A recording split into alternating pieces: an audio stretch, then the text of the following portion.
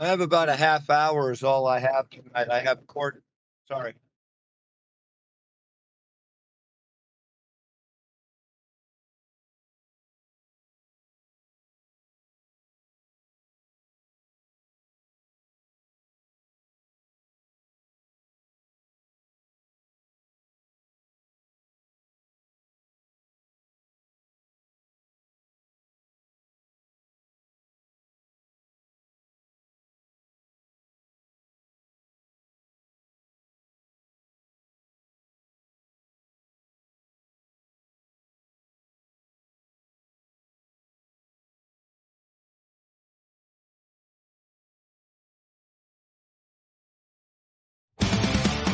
Ahoy, Captain Sinclair. I hope your ship is well. That only Jolly Roger has been through hell. Yo ho, on an adventure we go. In the heated digital high seas, we travel with ease until we reach the outer and freeze. The Arctic chill like a very speed hill through the darkness led by our will. Yo ho, on an adventure we go beyond the outer limits of society, broadcasting the reality. But pirates will always steal the show. From WPRPN, you know. Yo ho, on an adventure we go.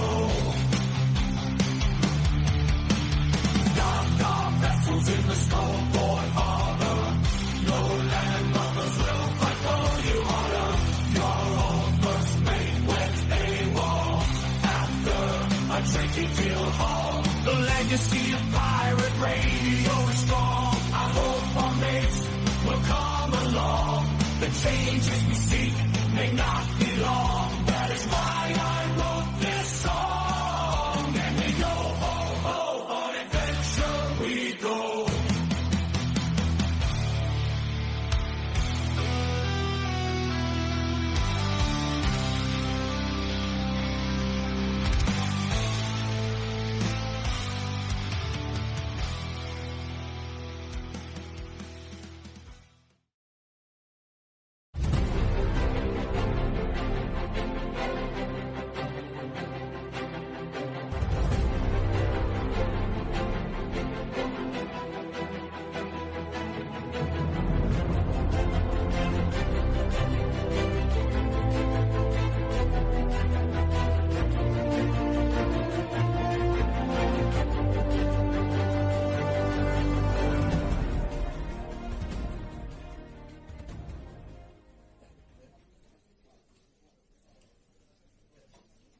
Welcome, everybody, friends, folks, foes, and fellow pirate mateys, to our latest weekly edition of World Pirate Radio podcasts. It's show segment number 343.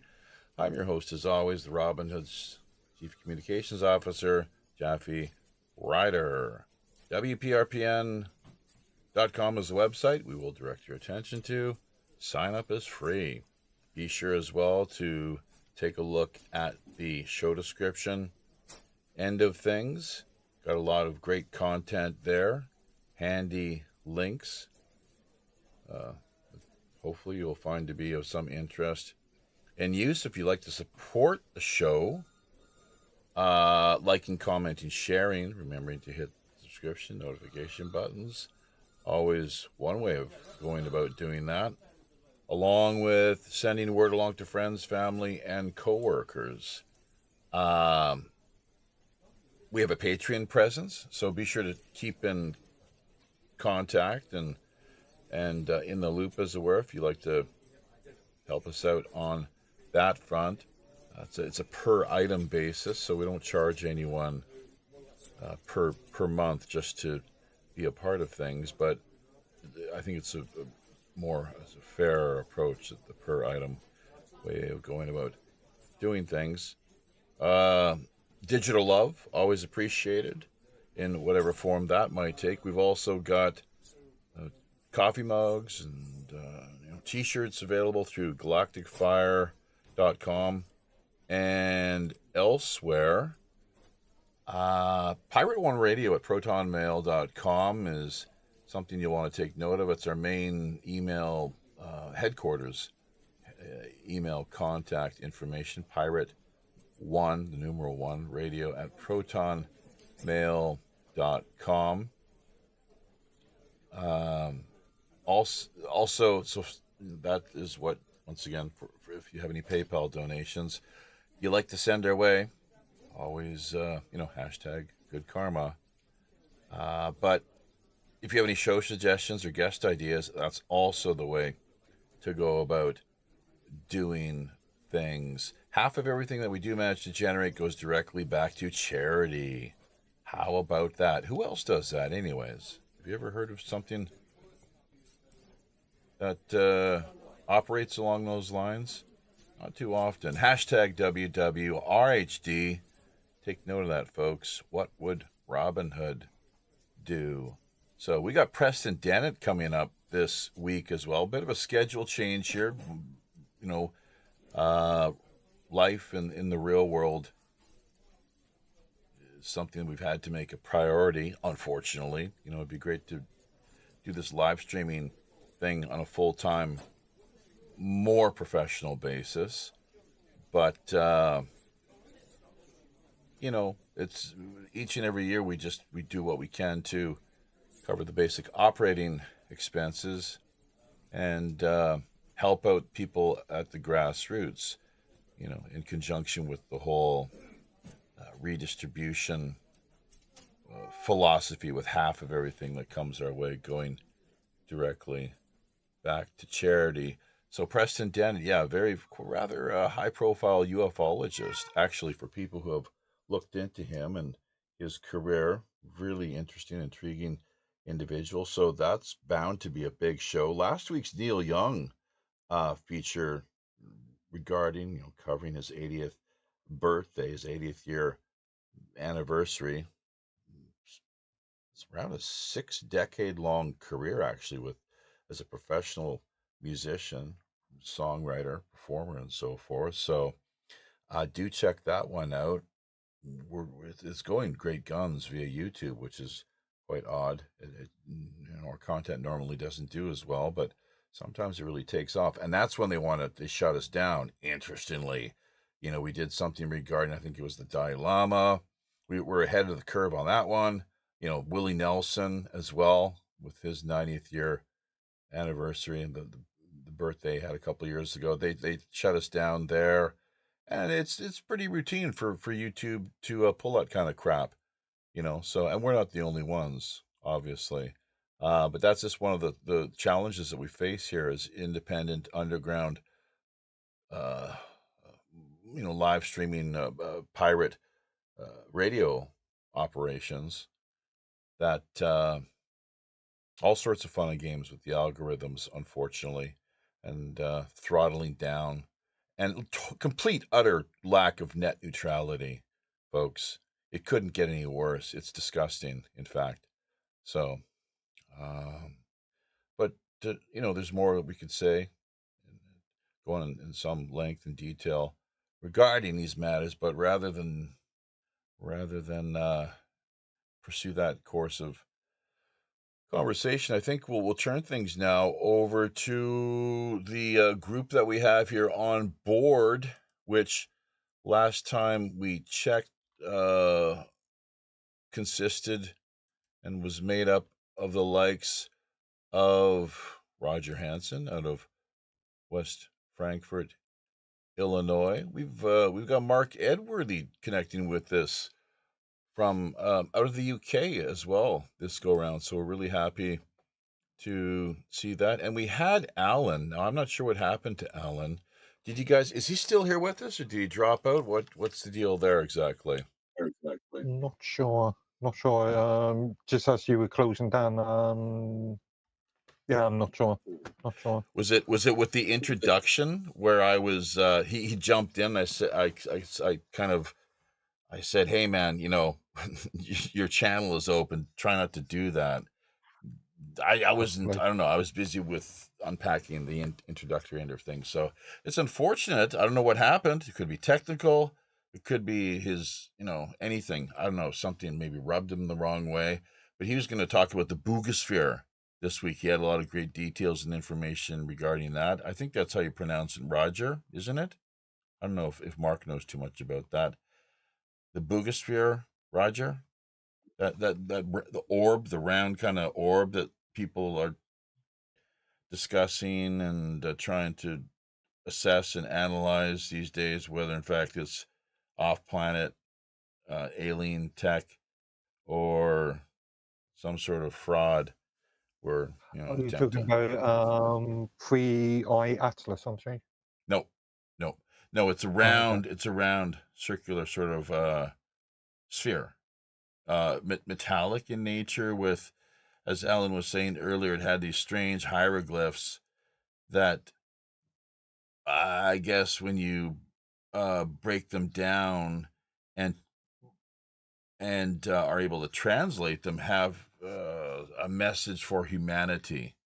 Essentially, that's the story. But he was also talking about how it's, in his mind, it seems all to be a just a total fraud, really. So there's it's quite peculiar, quite odd. It wouldn't be the first time that humanity, an attempt to dupe humanity, had taken place. I don't know if you guys either have heard of, oh bloody hell, McKay is his name.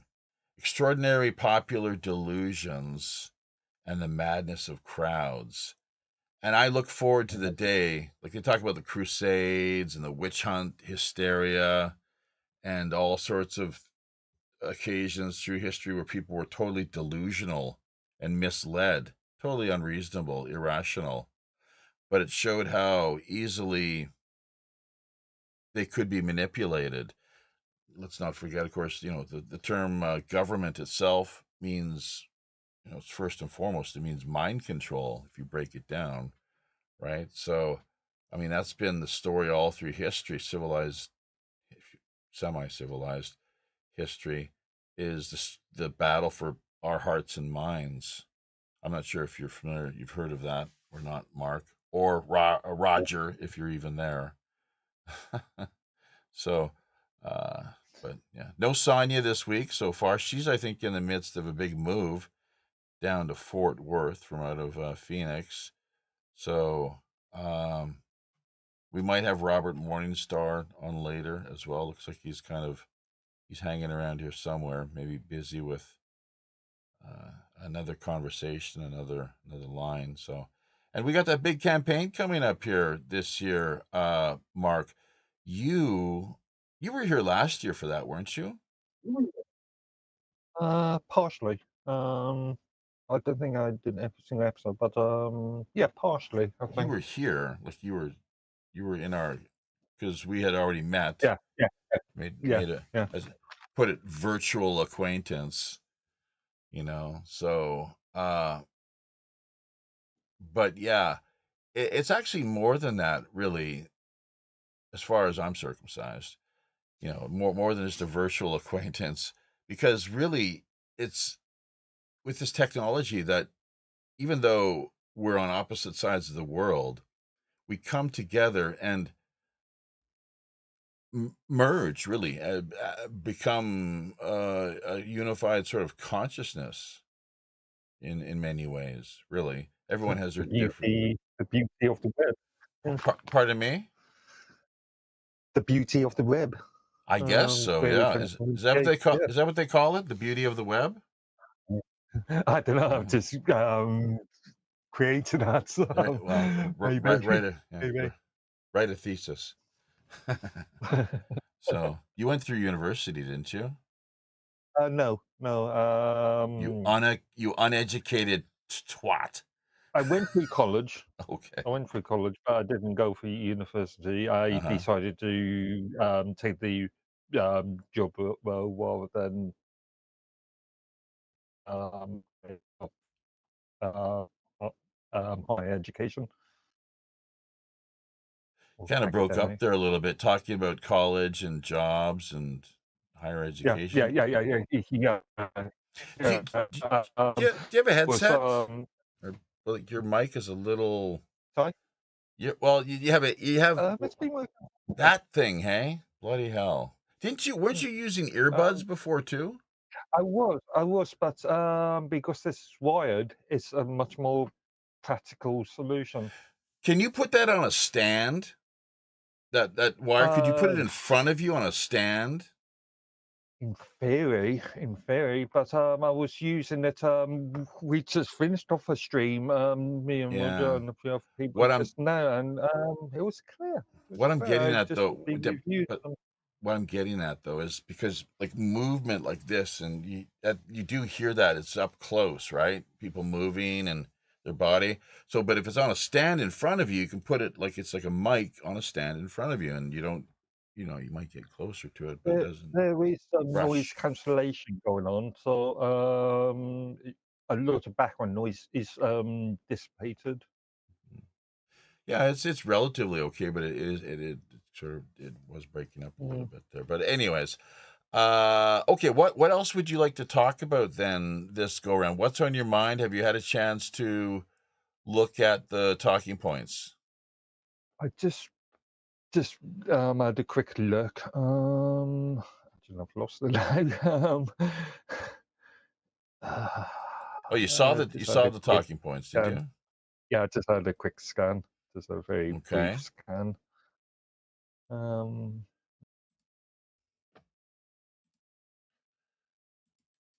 Anything that catches your eye?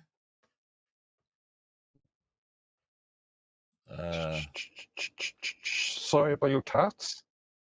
Yeah, I, sorry about your cats. our Um, cats. didn't I see something in there about cats dying? Or Oh, that was Russell Brand. okay. Sorry, I thought. Okay. No, that's fine. Context, you need context, right? So, that was Russell Brand 5 years ago. I just stumbled across that. Just doing a bit of a web search, and what does it say? Can you read it to us? Oh, I'll bring it up later on screen, I guess, too. Robert Stanley. Blah, blah, blah. Condolences, maybe, Condolences. or something like They, that. yeah, yeah. The fact is that there's still likely a certain sentiment on uncensored grief, and I just saw the next statement. We've lost 2 cats since moving to Korea. So I Yeah. presume you were talking about you. Oh, back in 2000 or 2002. Okay, that's ages ago. Well, we came to Korea, or I came to Korea in 2002, and I brought a Canadian, who's a Russian blue, from out of Canada with us, and he had him as like a little baby, and he was brought to our door actually. Mister, will you take this please take one of these kittens. If you don't, my dad's going to put them in a certain sack and sentiments throw them in the on river. uncensored grief, and You know, so we took Felix, the Russian blue. There's a shot of Jill Dando. Not if anyone can see that. I guess it's on our screen only here. Jill Dando, I think she was BBC reporter who was cut down, murdered brutally on the steps of her house a number of years ago. So you're familiar with that story, I guess. yeah, Yeah. it was a big news story. Obviously, it was an extremely big news story because she was an extremely popular sort of BBC reporter. Yeah. Very well known. Yeah. You're always on our case too. Like when are you gonna add more British content? Come on. It's not just why just all about Canada. But I will tell you, like, yeah, I mean, do you wanna say a little more regarding Jill Dando? They're reopening the case. I cannot No? remember because Get on again chat get on Chat GPT. I See what I Chat I GPT says. I I haven't done haven't really done watched the BBC. I haven't even owned a TV in a good decade. Yeah.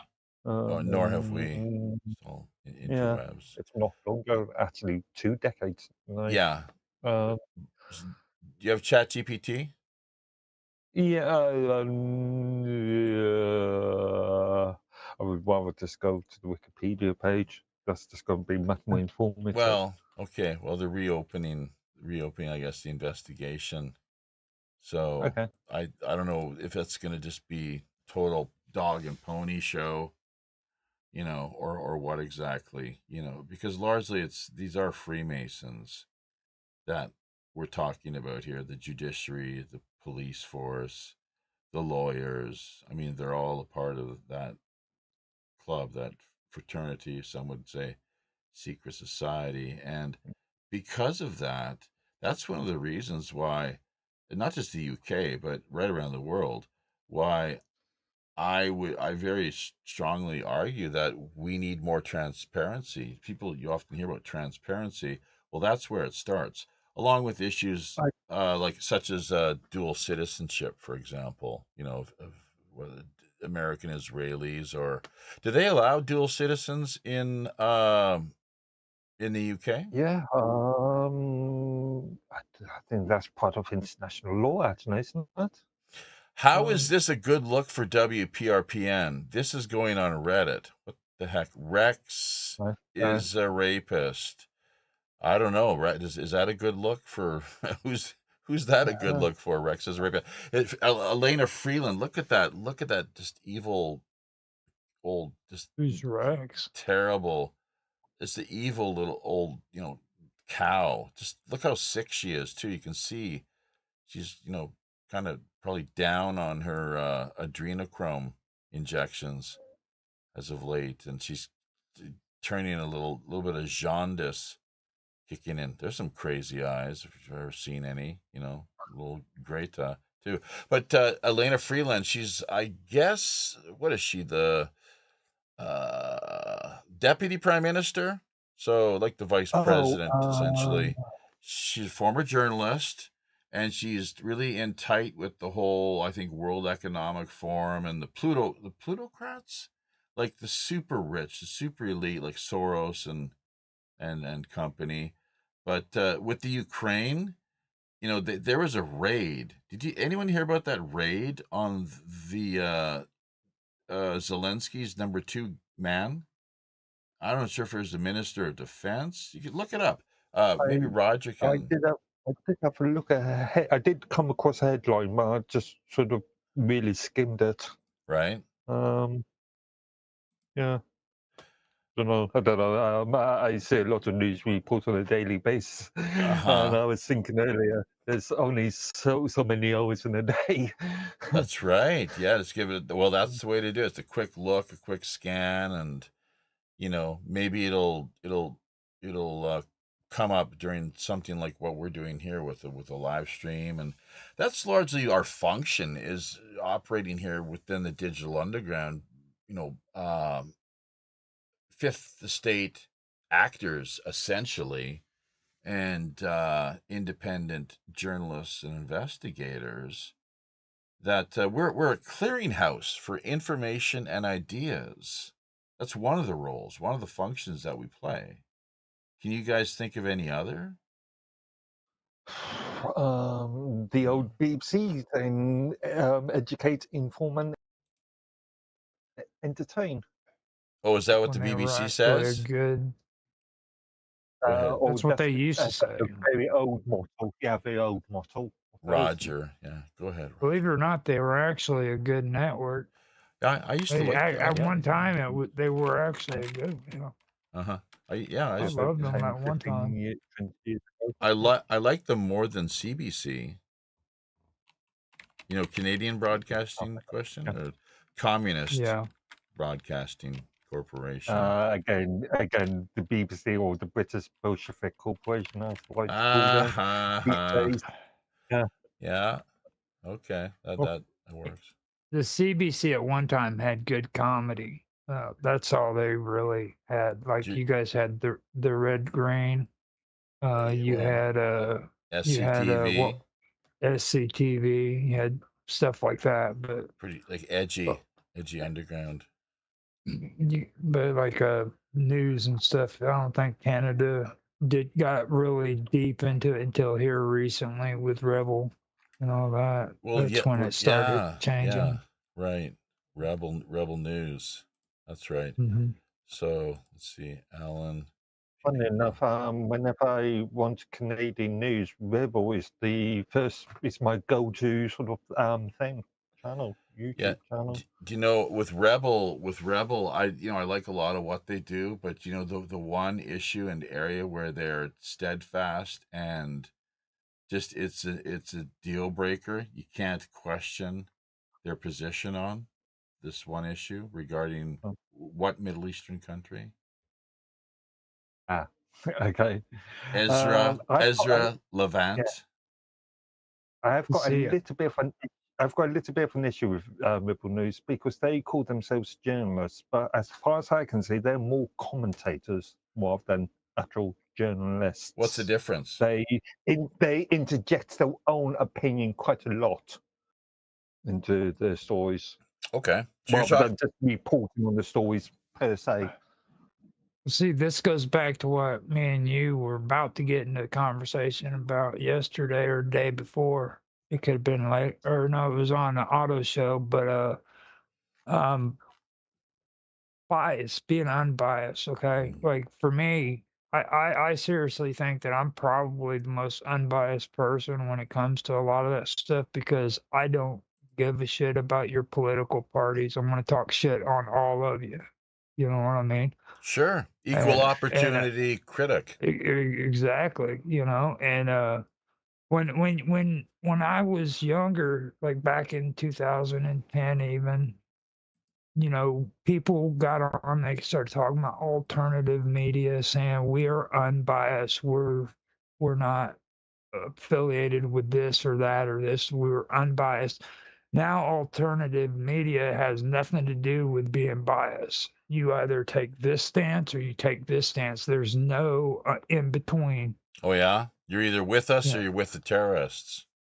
No, you're either with us or you're not with us. I mean, and it's like you're either against. Everything's got this own echo chamber, and you're either in the echo chamber or you're in the other echo chamber. Okay. Whoa. Who do we have there now? And we You got got to. the do Everybody's got to introduce do better. themselves. Who do we? I'm just pulling your leg, your wooden leg. No, Hey hopefully. now, Yeah. this is Hey. Do Better coming in from Atlanta, Georgia. So pulling your leg, your wooden leg. Just be sure to keep your hands off my middle one. That's right. So Yeah. Howdy, all right. folks. Hey, Hands free. Oh, now Yeah, there's a true Yorkshireman. That's a Yeah, real well, Yorkshireman. Australian Yorkshireman, if you like. Bring You your know, camera down a little bit, Alan. We want more moob action. That shows Yeah. we want more moobs. No, you know what Yeah. it is. No, you actually okay. You're pretty. Do you hit the gym sometimes? Do you swimming? Do you go swimming? No. You no, ride a I- bike? Yeah. Yes, I ride a push bike occasionally. So you exercise a little bit. A little bit. Good. Play phone ringing. Very. We need- sorry. What did we he say? need to get. I'll we be need back to in a get minute. I've Karma got Love to take on this here. call. Okay, doke. Yeah. So Get Alan, Karma Love back on here, and he'll be on every show. We just got to get her back on. Are you serious? So Amos let's. loved Karma. Do Oh you yeah. remember? I don't know, Yeah, man. he did. Karma's she's quite something. She's a interesting character for sure. So let's see. We'll try these dudes again, couple of them. But I think like Robert is busy with his friend out of Montana or something like that, typically around this time. And he's more able to connect with us here during the second part of the weekly show. Did I catch what you were picking up, or did I pick up what you were putting down there, Roger, with the echo chamber bit? Yeah, Yeah. that's exactly. So follow, exactly cap what that I'm off. saying. Follow up with that a little bit. And before you do, though, let me just say that Mark, your comment exactly. You are on the mark. Mark's on the mark. With commentary, that's editorializing. Okay, and you got to be clear with that. That's right. And so much of what we see these days in the mainstream media is exactly that, and that's what I find very irritating, as composed to the hard news. It's called hard news. Who, what, where, when, why, how. Just the facts, please. Just the facts, ma'am. And that's really where And then that you take a closer look at, wait a minute, there's even a bias that they've got here to the way they're presenting this supposed hard news story, Yep. content. So people gotta, it's keep Yeah, like, everybody's become watch way too close watch. comfortable in their own echo chambers, Okay. and the aisles need to cross to have conversations, Uh-huh. to be able Yeah. to get outside of those echo chambers Yeah. and see the world as it Uh-huh. really is. How about, well, that's the question, is how is the world really then?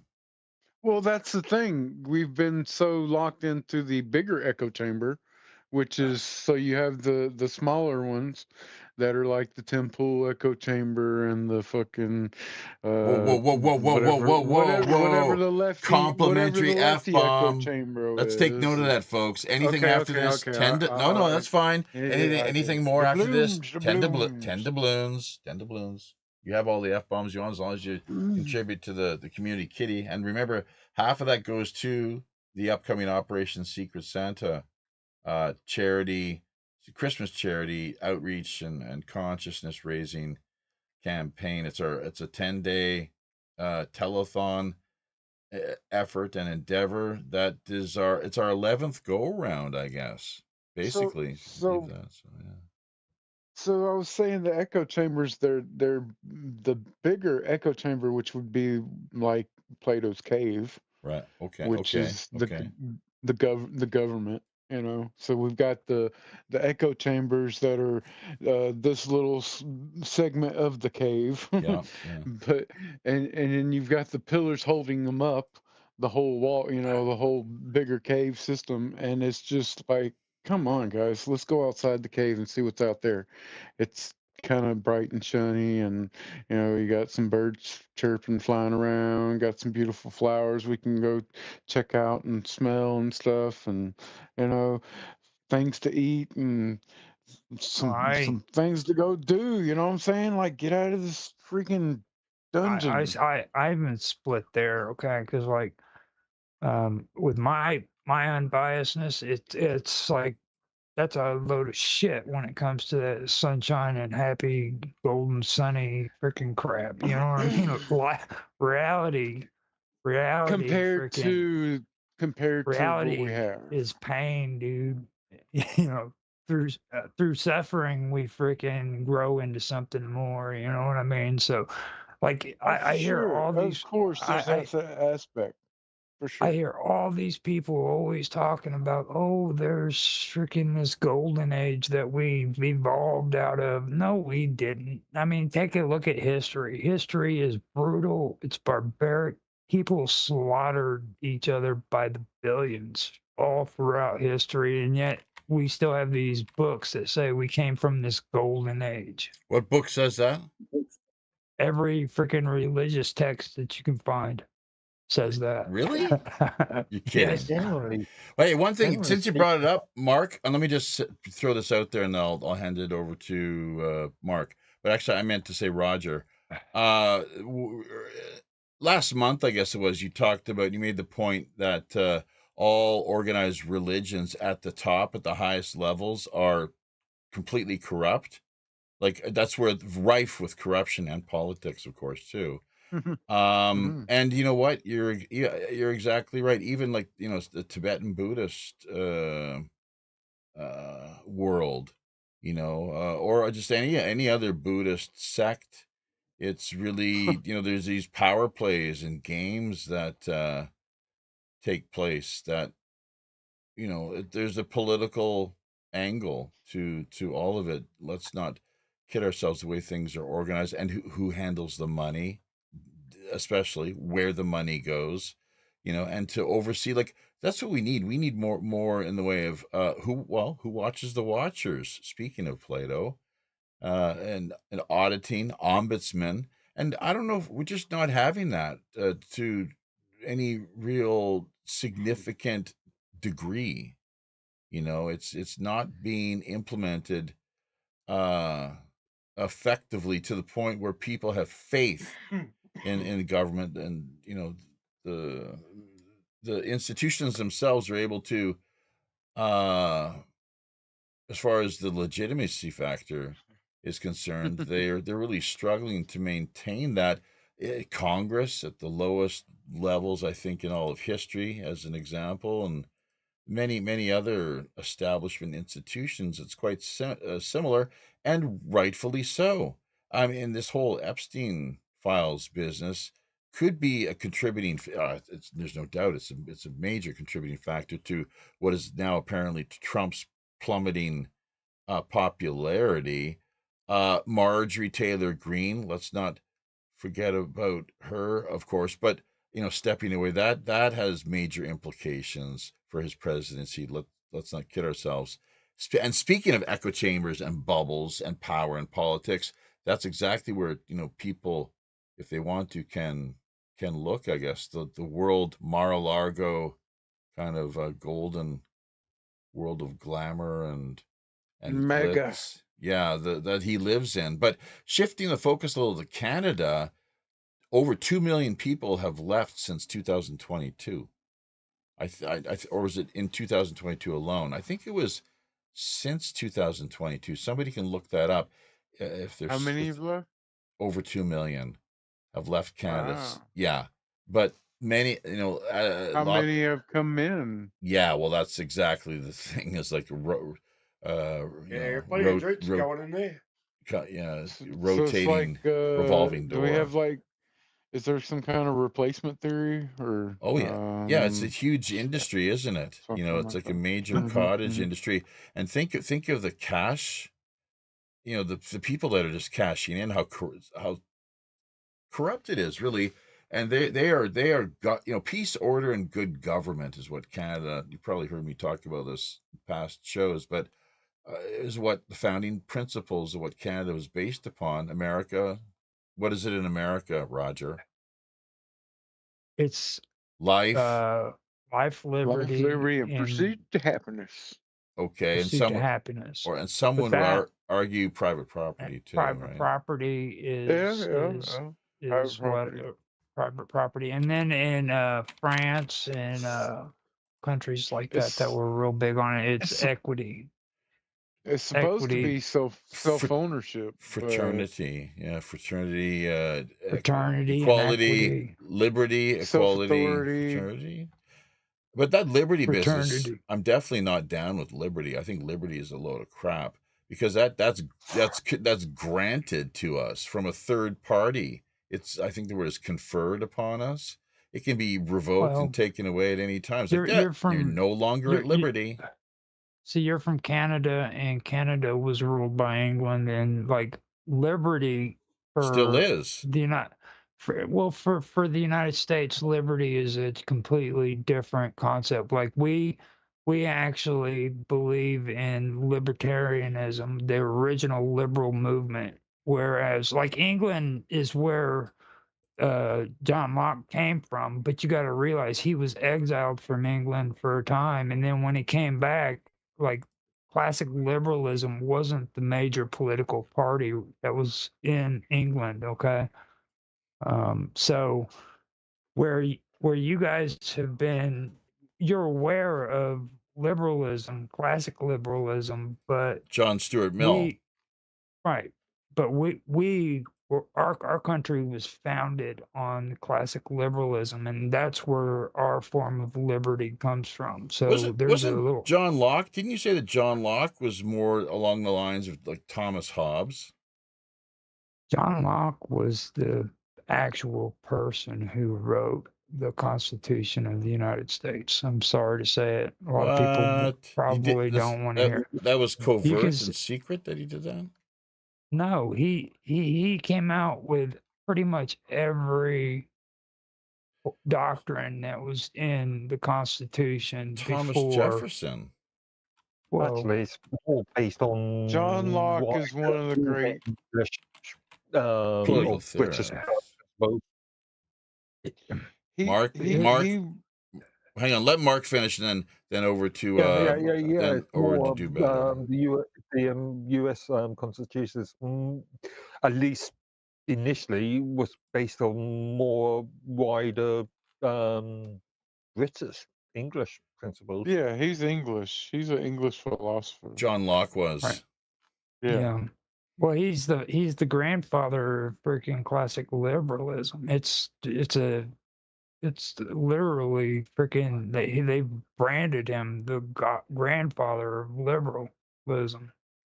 And Like conservatism would be Pill. That would be more Pill. The who? Pillites. Natural rights, the social contract theory, and Uh, religious The toleration. conservative tradition. Who would be the Would be more Adam Smith, wouldn't it? the founder? Who's Yeah. given credit? Yeah. He gave groundwork for the modern liberalism, blah blah blah, American Revolution. So it was significantly influenced the American What Revolution. about like Thomas Hobbes and the conservative wing, I guess? But it's all. You know that what my understanding, both Adam Smith, the de facto founder of capitalism, and Karl Marx, who we're told is the other side of the equation, essentially given credit for giving rise to communist thinking, Marxist communism. They were both Freemasons, and they both supported and promoted the idea of open borders and free trade. Open borders and free trade, kind of like what we're seeing now. With tariffs from Trump, I guess, a little different, and not open borders. So he changed that. He's taken a different approach, which I'm not sure about the tariffs, but protecting one's borders, that's kind of a no-brainer. If you want a country, got to do that. So and just to finish this off here, Marx, the reason that he supported free trade and open borders, any guesses why that was? Economic Nope. reasons. Nope. Because it hastened social change and political revolution. Because the order out of chaos, the clash of civilizations that he saw. He saw when you open your borders up to foreign influence. I mean, that's what you do. You invade a country, right? You allow outsiders in to take over, essentially. The red carpet. It gets really, really complicated with that because me and Mark just finished up our third year on Roger's Real Time Talk Show where we get into stuff like that. And when you look at bringing foreigners into your country, it's really a surplus of labor, and that's really what it comes down to. You have to take socialism and get rid of all of those ideologies that you have, and you have to look at it as labor force. You have to look at it as trade. You have to look at it as the worker. Okay. Well, yeah. They don't care about individuals. They don't care who's about they? your ideology. Who's they? Socialists, which are communists. They don't care about your ideologies. They don't care about what you believe in. They kind of do, actually. No, I they have a don't. different. Well, I yeah, have a no, I would slightly argue different that view. let me just finish. They kind of do. They expect you that either that you believe what they do, or you're targeted for elimination. They That's what compartmentalize you. they want is what you. they Yeah, do. or they put you in See, it's like you're just become a nobody. You're just exactly. But and see, let me they have just a compartment. oh, They have a compartment for that too, and that's exactly, what you were exactly. saying. There you go. Just to finish this off, it's the great leveling is what we're looking at. They've been in pursuit of this. Two things: the great leveling and we're talking on a global basis, so that the third world is brought right. It's like in line with if people want to investigate, look into this. The Walt Rostow was his name actually, and takeoff theory of economics, so that you raise the third world up to the first, and the first world kind of organically disappears and is finds its way dropping down to the third. Well, I There's don't totally disagree with you. I can see another point of view on this. It's also about deflating workers' wages. If you can bring in people Mhm. in from the third that's world all part into of your it. country, and then you can Mhm. reduce wages, and which equates to better profit or revenue for shareholders. Well, yeah, well, sure, of course, keep the machine well oiled and running. You know, assuming that you have products to produce and to you know have it make their way to market.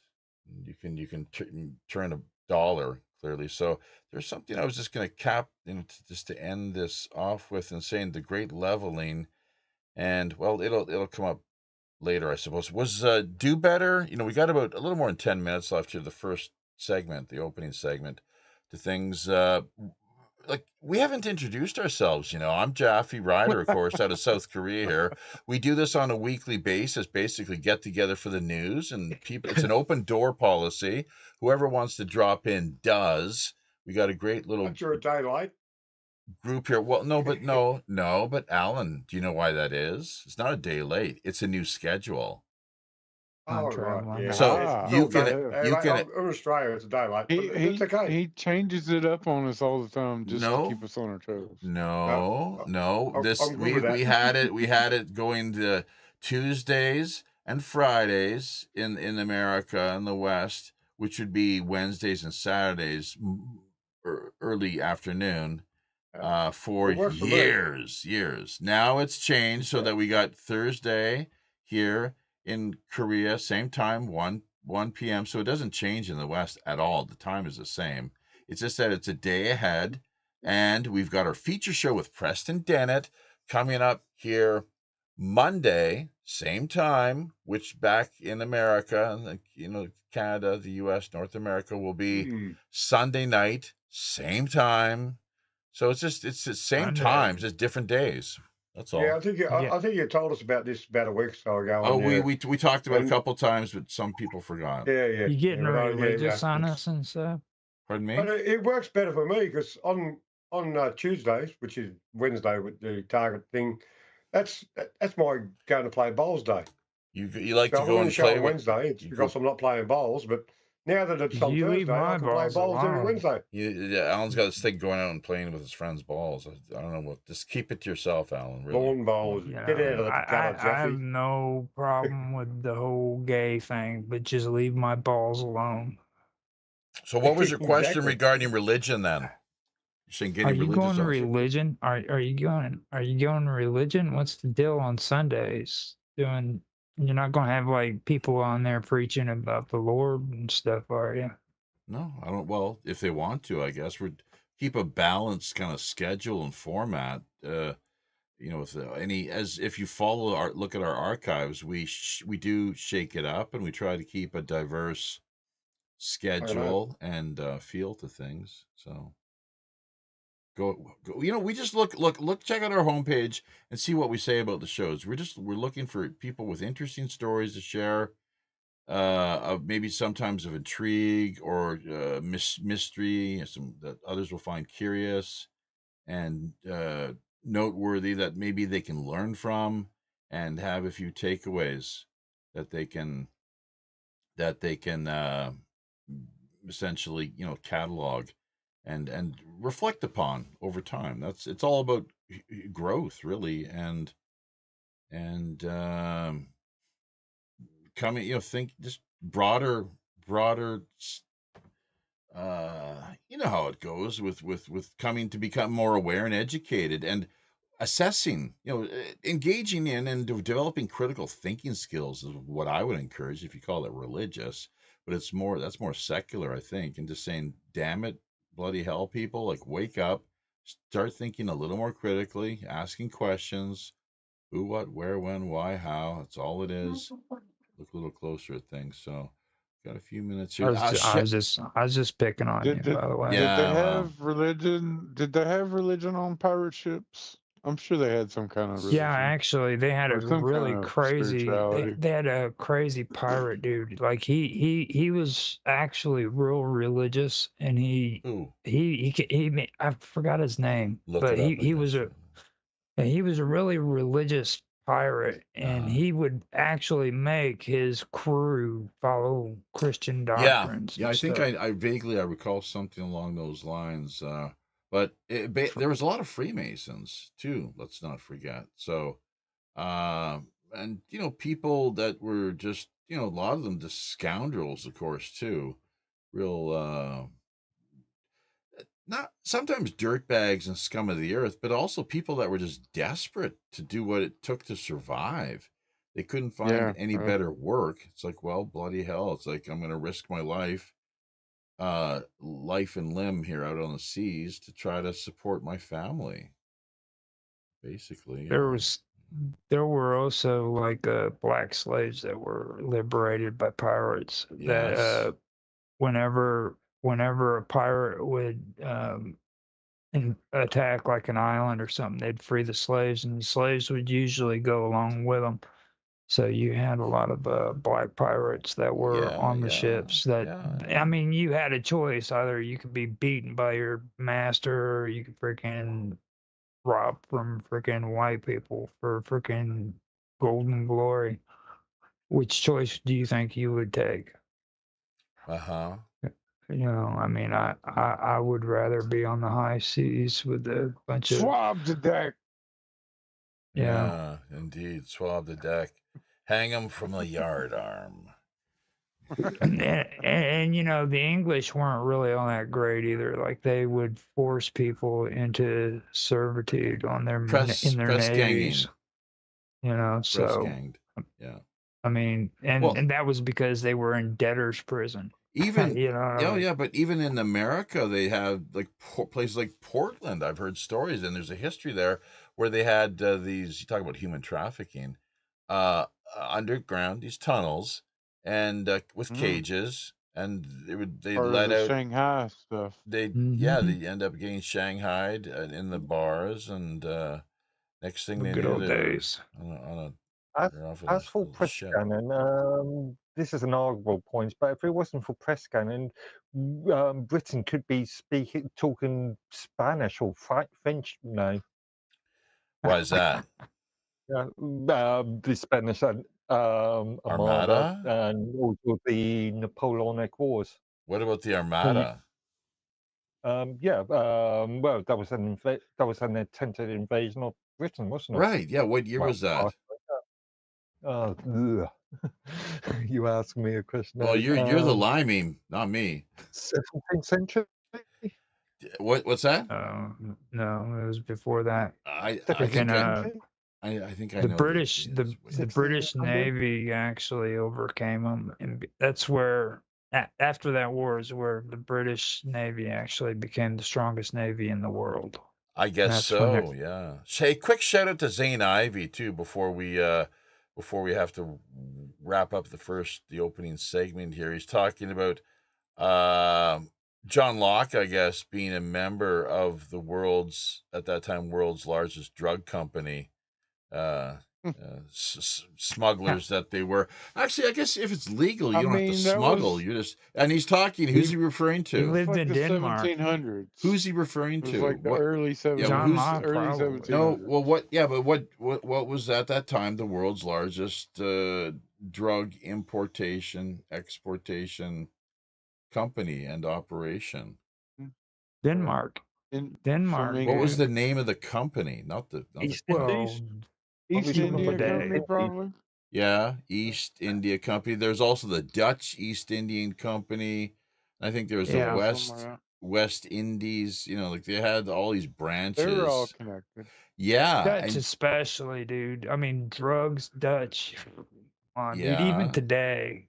The Well, whole Okay. sailing, so the whole sailing and shipping lanes, y'all know, it's all fucking, oh, so go so deep. And ten doubloons. Ding, ding, ding, ding, ding, it ding, was worth it ding. because Thank you these very things much. that I try to say, it's like Good to the kids. The it's kids, so just they'll relevant. love It's you. so relevant, but it's not talked about very much. So I sound like a crazy person talking about it, but it goes really deep into the whole shipping lanes and the postal network that still exists to this day. Going Like postal, huh? there's a bigger realm of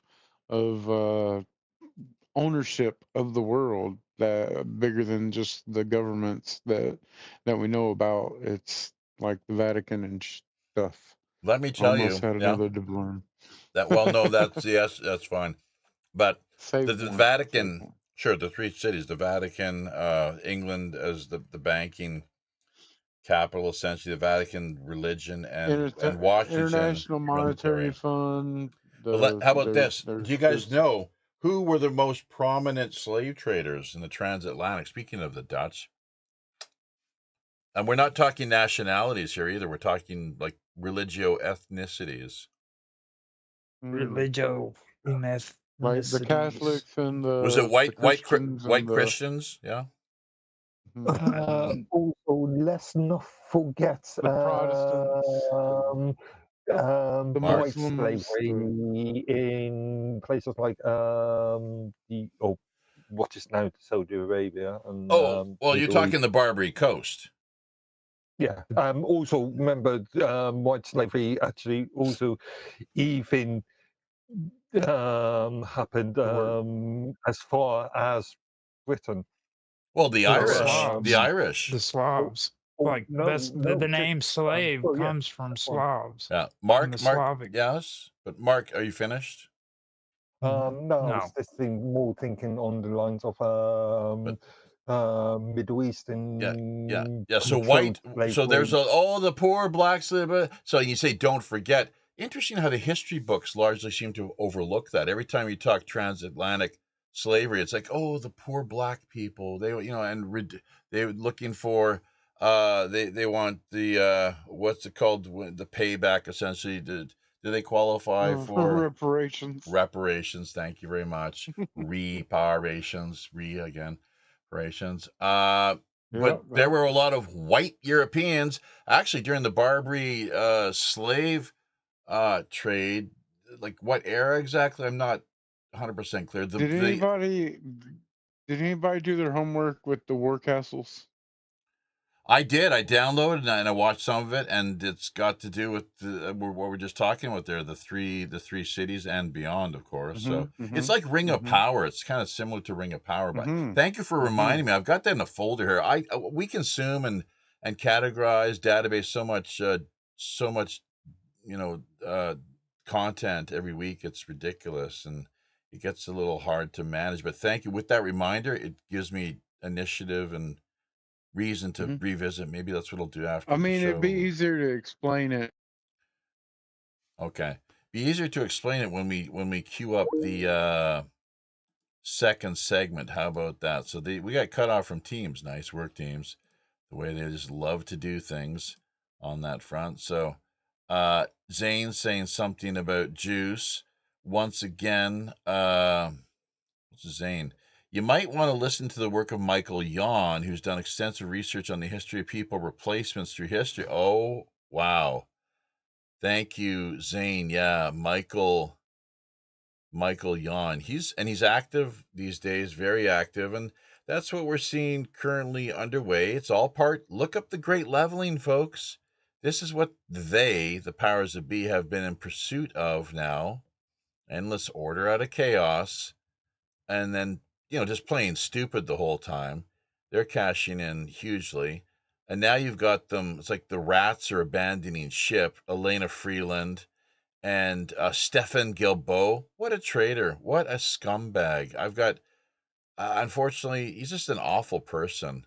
I've got nothing good to say about him. I wish I did. But no. And they are pilfering the Canadian Treasury. Just it's horrific what's being done at a rate that's unprecedented, never seen before in our history. They've really lost control of governance. They got pressure from powerful outside forces, starting with the CCP and China. India, another power player. The U.S., of course. Let's not forget. So it's pretty wild, and the government, the liberals, are just buckling. The big red machine, and you think it's red for just is that just a coincidence? It's the big red machine. I don't think so. But yeah, making out like bandits and now abandoning ship. The rats are jumping ship. Freeland, look into her ties and connections to the Ukraine people if you're interested. She has served as deputy prime minister now for some time, and she's in pretty tight with the, I think they're called the plutocrats. She might even, I think she wrote a book regarding that whole crowd and scene, as it were. You wanna we've heard a little more on the Jeffrey Epstein type operations. Look no further. But in the lead up to the election, Mark Carney is said to have pillaged the public coffers to the tune of $75 billion. $75 billion. And similar to the way that Trudeau did back in the day, a lot of just handouts, and just huge donations, I guess, gifting money in under the assumption it would be done so on a quid pro quo basis, that with a wink and a nod, we gift you this pretty generous amount of cash, and in return, expect that you will be supporting us, voting for us in the upcoming election. And that's pretty much what they did, along with the fact that over the course of their term in office, they would be doing everything they could to see that they had a successful, trouble-free time, obviously the 4-5 year period. But there's not too many people that are actually reporting on this, people. Too many outlets. I think $75 billion in the lead up to the election. And part of the reason, especially on the Canadian front, the establishment media, is because that's where a lot of the money went to. Money, military, media, and mafia. The 4Ms working together, hand in glove. Speaking of mafia, not only is with the open borders that we see in place and illegal immigration off the charts, once again, historic, unprecedented levels, that similarly with organized crime being allowed to flourish,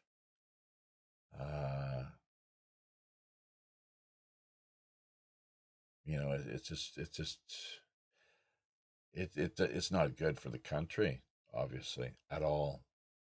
And it's not good in any way for Canada's image, or just the reality of what society has become, unfortunately, because of the quality of people that that have been allowed to uh, quite freely enter into Canada. Few questions asked. Even I mean, I don't. Who is it? Bloody hell! There's that great investigative journalist. You think, oh, Sam Cooper. Sam Cooper. There we go. Thank you, brain. So he's been doing a lot of great work over the past number of years, much along the lines of what Zane is talking about here on the American front. Michael Yon, down among other places, the southern border, the Darien Gap, as it is known, and beyond. So he's a pretty ballsy guy, Michael Yon, being out there on the front lines of some of the really the hot spots, war zones, where people find themselves in conflict at present, and he's putting himself out there just so he can take a few pictures with his camera. So I don't know if he's been to Gaza or not, but not something that I would advise given the track record of what Netanyahu what he's demonstrated over the past number of years. Just an endless number of excuses. Oh, well, we did it for this. Oh, well, we did it for that. Oh, well, we thought that, there were some dangerous people present, so on and so forth. And, oh, we didn't know. So, journalists being targeted, of course, medical staff, doctors, nurses, even, I guess, killing patients in their beds. Just countless women and children unarmed.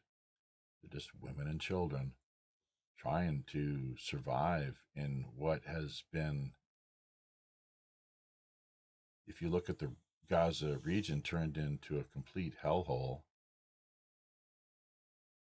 So one of the reasons why we're supporting the plight of the people of Gaza, I guess you could say we're pro-Semitic in that sense, versus Netanyahu, who has pursued a highly anti-Semitic policy and campaign in murdering so many of these indigenous Semites whose families and as far as their residency and bloodline, Semitic bloodline is concerned, it goes back quite a ways, which doesn't look good in light of the fact of how the Eastern European Khazarians, the Ashkenazis, Nazis, have essentially invaded the region and have now served under the wishes of the Rothschild family in conjunction with the Balfour Declaration. They've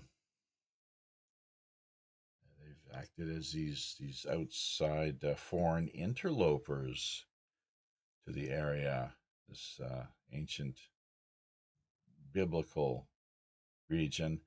In fact, I just heard the other day there's close to 450 acres now that the IDF, Netanyahu, the Likud, his government, the Likud coalition has claimed as their own. It's now fallen under Israeli, I don't know if you'd say domain necessarily, or ownership, purview.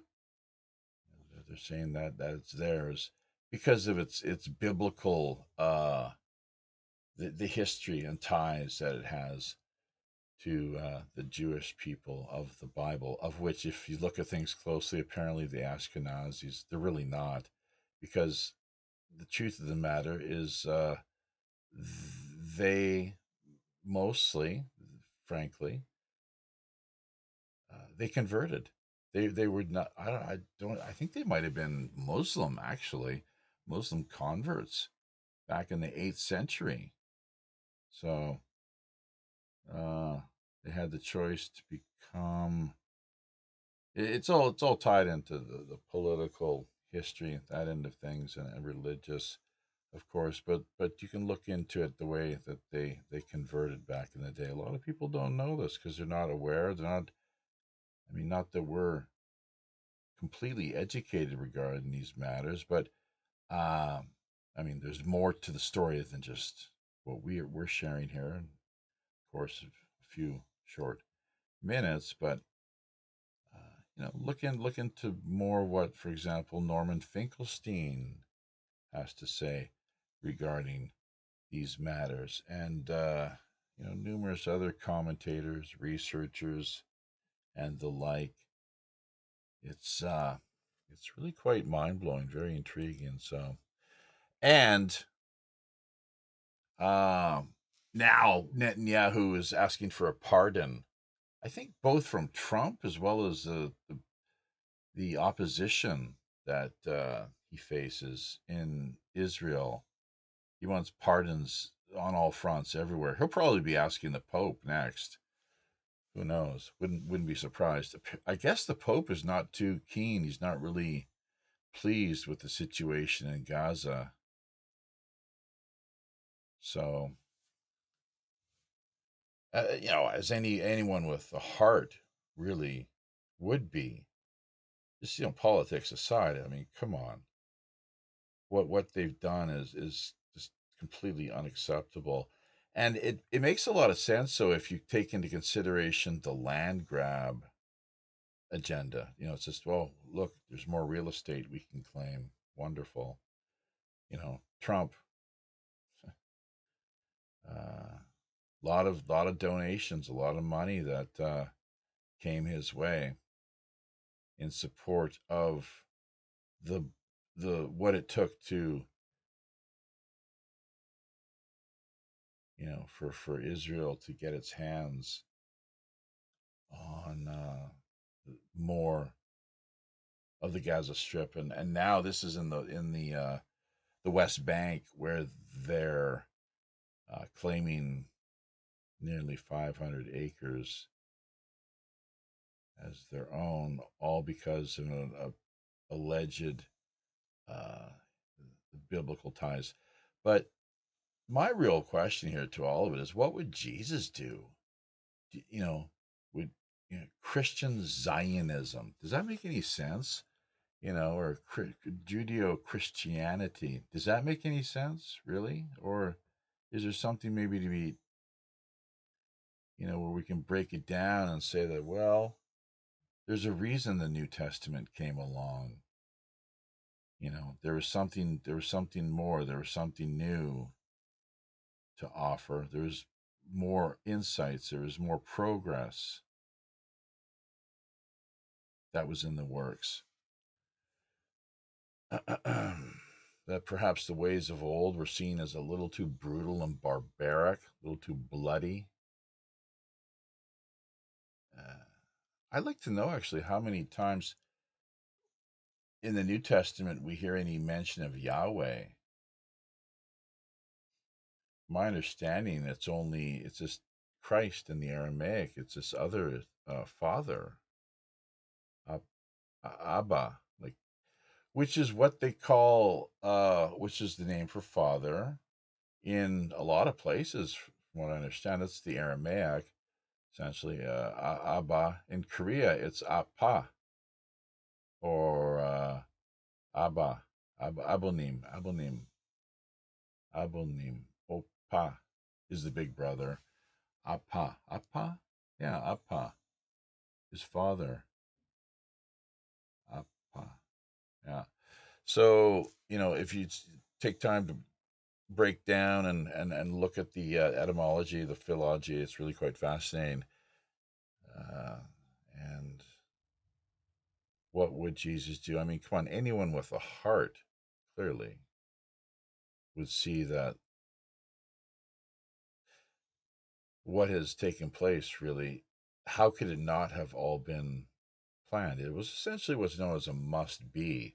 That's why they needed October 7th. And that it's just the optics, it was not that convincing, unfortunately.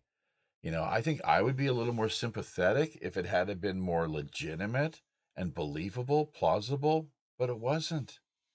Rarely are these things ever believable or plausible. They're almost each and every time inside jobs. From Pearl Harbor to 9/11, JFK, and there's Israel played more of a role in that than what most people have any idea. The USS Liberty, they tried to use that to kick off World War III. LBJ did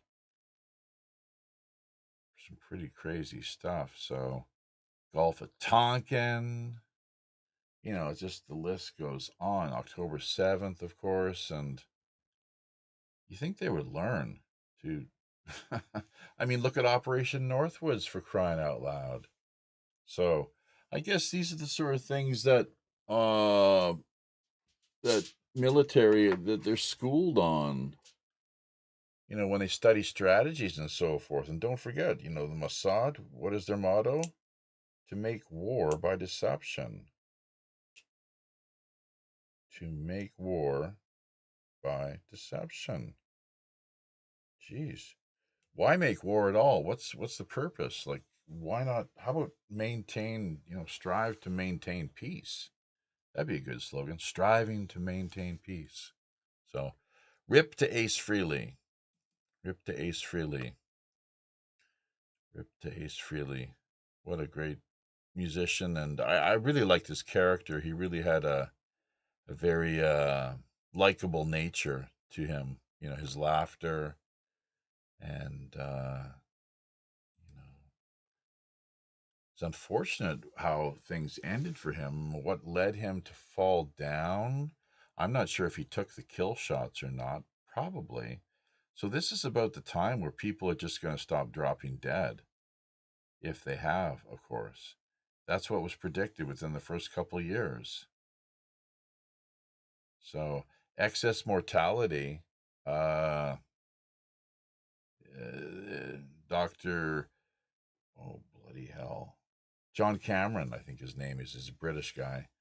Glasses, receding hair, and so forth. Very gentlemanly, well spoken. You know, he's done a lot of great work and things like the excess death, the rate of mortality that's really off the charts. Scientists just for some reason can't figure it out. Yeah. 90% of the scientists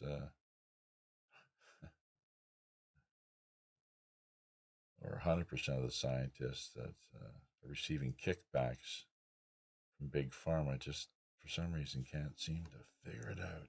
So the politicization of science, my friends, something we definitely have to be on guard for. Keep a close watch on that. So on Rumble, listen to the historian Dr. Longo being interviewed by Jake Shields talking about early colonial history in the Caribbean and North America's mainland. Well, the answer to that, frankly, it was, you know, the top most really central, active, prominent slave traders were Jewish. That's just a fact, you know, and I think they were Sephardic as well, Sephardic Jews. So, and largely out of places like the Netherlands or Dutch and elsewhere, but it's, you know, it's not something that the history books are necessarily too forthright in disclosing. Out of sight, out of mind. A lot of half truths, you know, a lot of half truths, and that's about as far as it goes. So, lots of juicy stuff there, including who the pirates were and the slavers. DK Spiracy, when you lay me back on the show. Must be time for tea and CBD. I could give my whole prediction, but no one wants to let me on other shows, so I just do it myself. I haven't even streamed in forever. It's been like 2 months now. Wow, Roger. Everyone still thinks I'm simulcasting their shows. LOL. Shows how much they watch my content. Okay. I stream 24/7 on Rumble now. So, oh, you guys are really going at it here on YouTube. Pretty cool. Nice work. Let's see what else we're looking at here. Doing a lot of, you know, let's see if we can cue this up here. Switch it over just so we're strolling down a little bit here.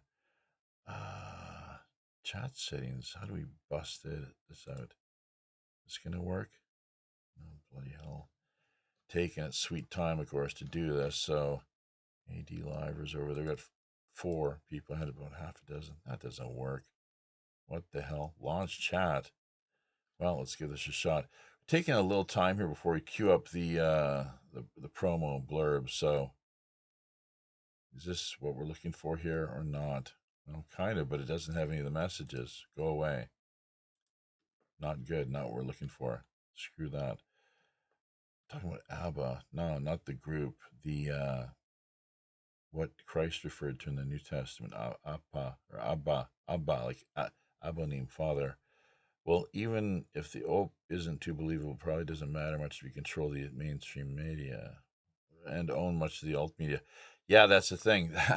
The alt media with the limited hangouts. Candace Owen is really, I don't know what her deal is exactly, but she's totally unleashed, it seems, And yeah, they could quite easily, Charlie Kirk, the poor lady, could quite easily see that happening, and they'll make a martyr of her. What more can you say? Some people will be too drugged out of their minds to even notice. It will probably make big news, obviously, but who knows? I don't think it would go over too well. These things rarely do. So, anyways, and I'm not sure what you mean about even if I see, even if the opposite people, it doesn't matter. She control. That's right. You're talking about like the false flag or what have you. That's right. Yeah, the filter. Exactly. Yeah.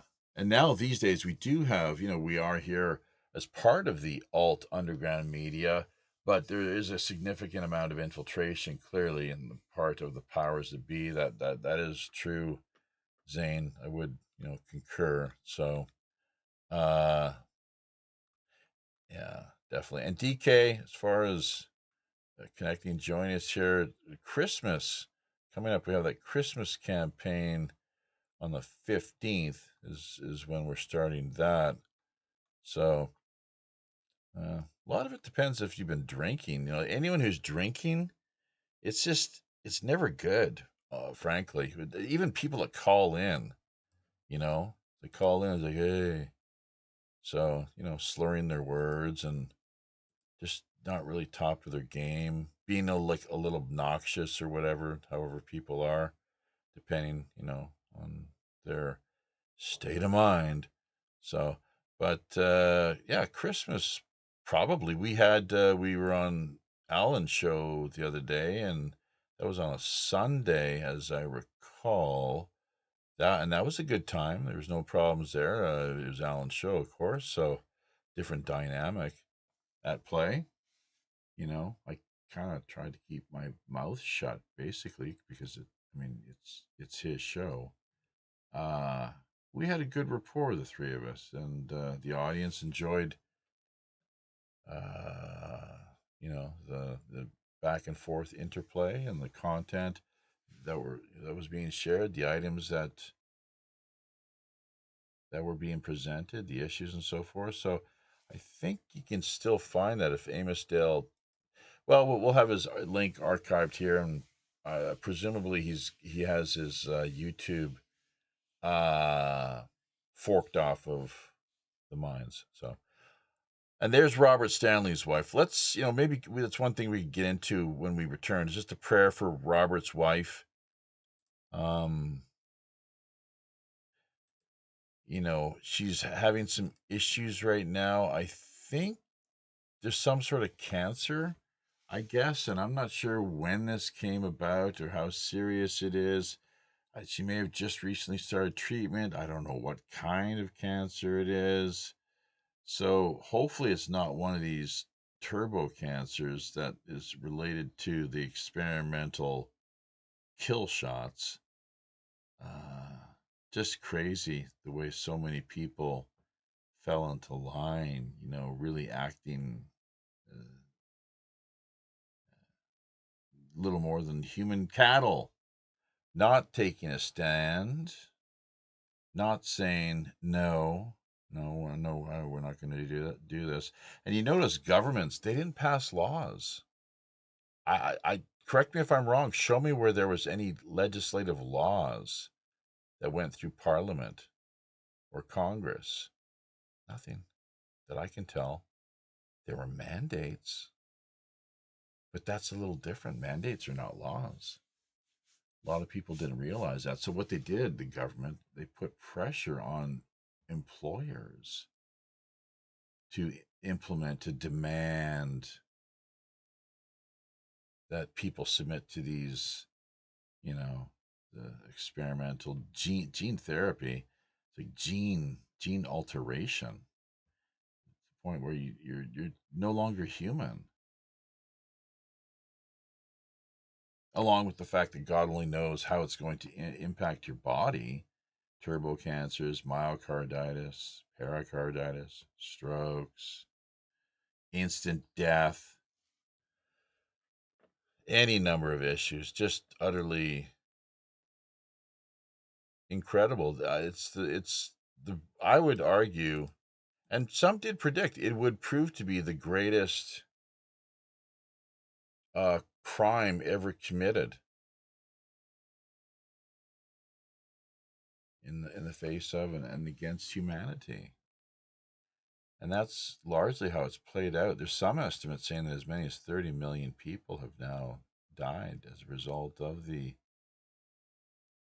kill, or as I think Robert Morningstar likes to refer to them, clot shots.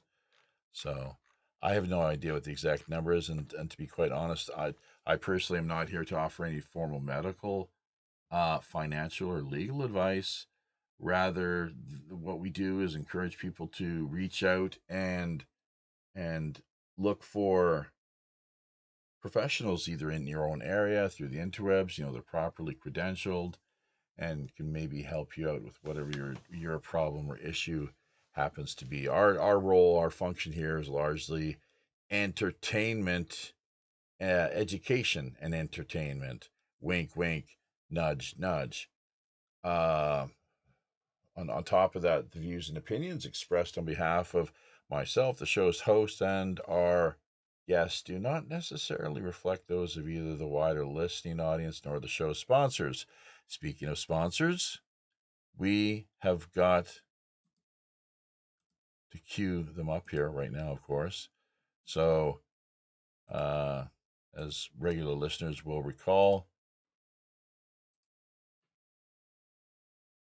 CanaSense Cannabis Collective, along with Red Dragon Herbs and Teas, those are the long running sponsors we've worked with here together throughout the past number of years on the show. We're on the lookout for sponsors to get behind and back the feature end of things, along with anything else they can potentially come up with. But we need people to help out a little more on the marketing end of things, as far as that's concerned. We're doing our best here to make sure we've got all of our bases covered, and it gets to be a little tiresome at times, and regular work schedule and whatnot, that it just gets to the point where you take a real decent dose of the good old fuck it all pill. Robin Williams, if you want to look that one up, he knows a thing or two about that, or at least did. So that's part of our value added content here, folks. One of the reasons, I guess, why people tune in and they want to listen to the show. So value added content. And if, by the way, you do appreciate or value, seem to get something out of what we cover here this week, or anything that you've come across in the archives, be sure to consider hitting us up, helping us out, either on a one-time basis or a few times throughout the course of each year. As far as support is concerned, through PayPal, Pirate One Radio at protonmail.com. We have merchandise up for grabs via galacticfire.com and elsewhere. Check out the show description end of things. We have a Patreon presence. Let us know if you'd like to see more on that front. It's done on a per item basis. And digital love as well, which people like Roger and Reverend Jim, we've noticed, have been really good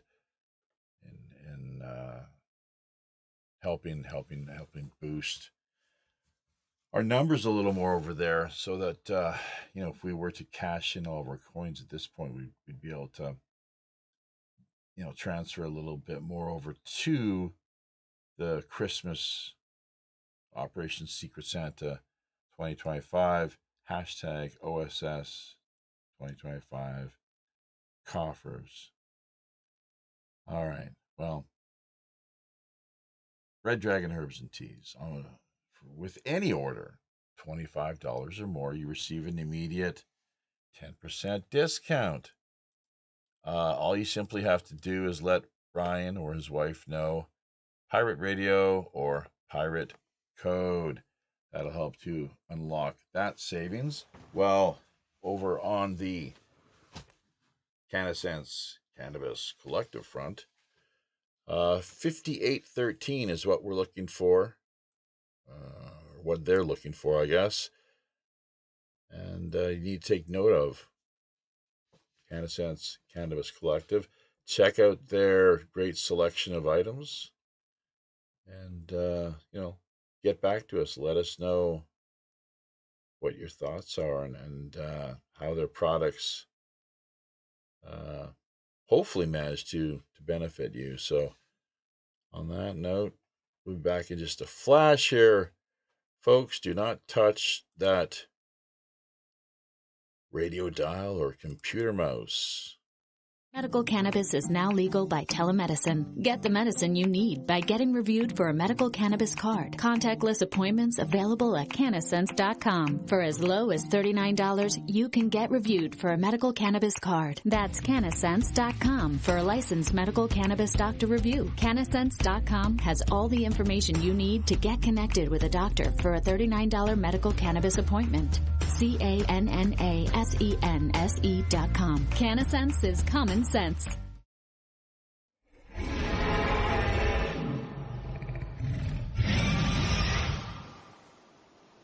Catering exclusively to the Des Moines, Iowa area and beyond. Red Dragon Herbs and Teas is a small, family-owned business dedicated to the creation of only the finest quality artisan herbal tea blends. Drawing upon many of the world's most richly established customs and traditions, Red Dragon Herbs' mission is about more than just getting their products out to the market. They also strive to help educate their customers on the wider benefits, history, and folklore of all their plants. Of course, any seasoned pirate knows when they're fixin' to tango with the Kraken, you best be powered up with at least one of the finest select quality premium items freely offered via Red Dragon Herbs and Teas wide inventory.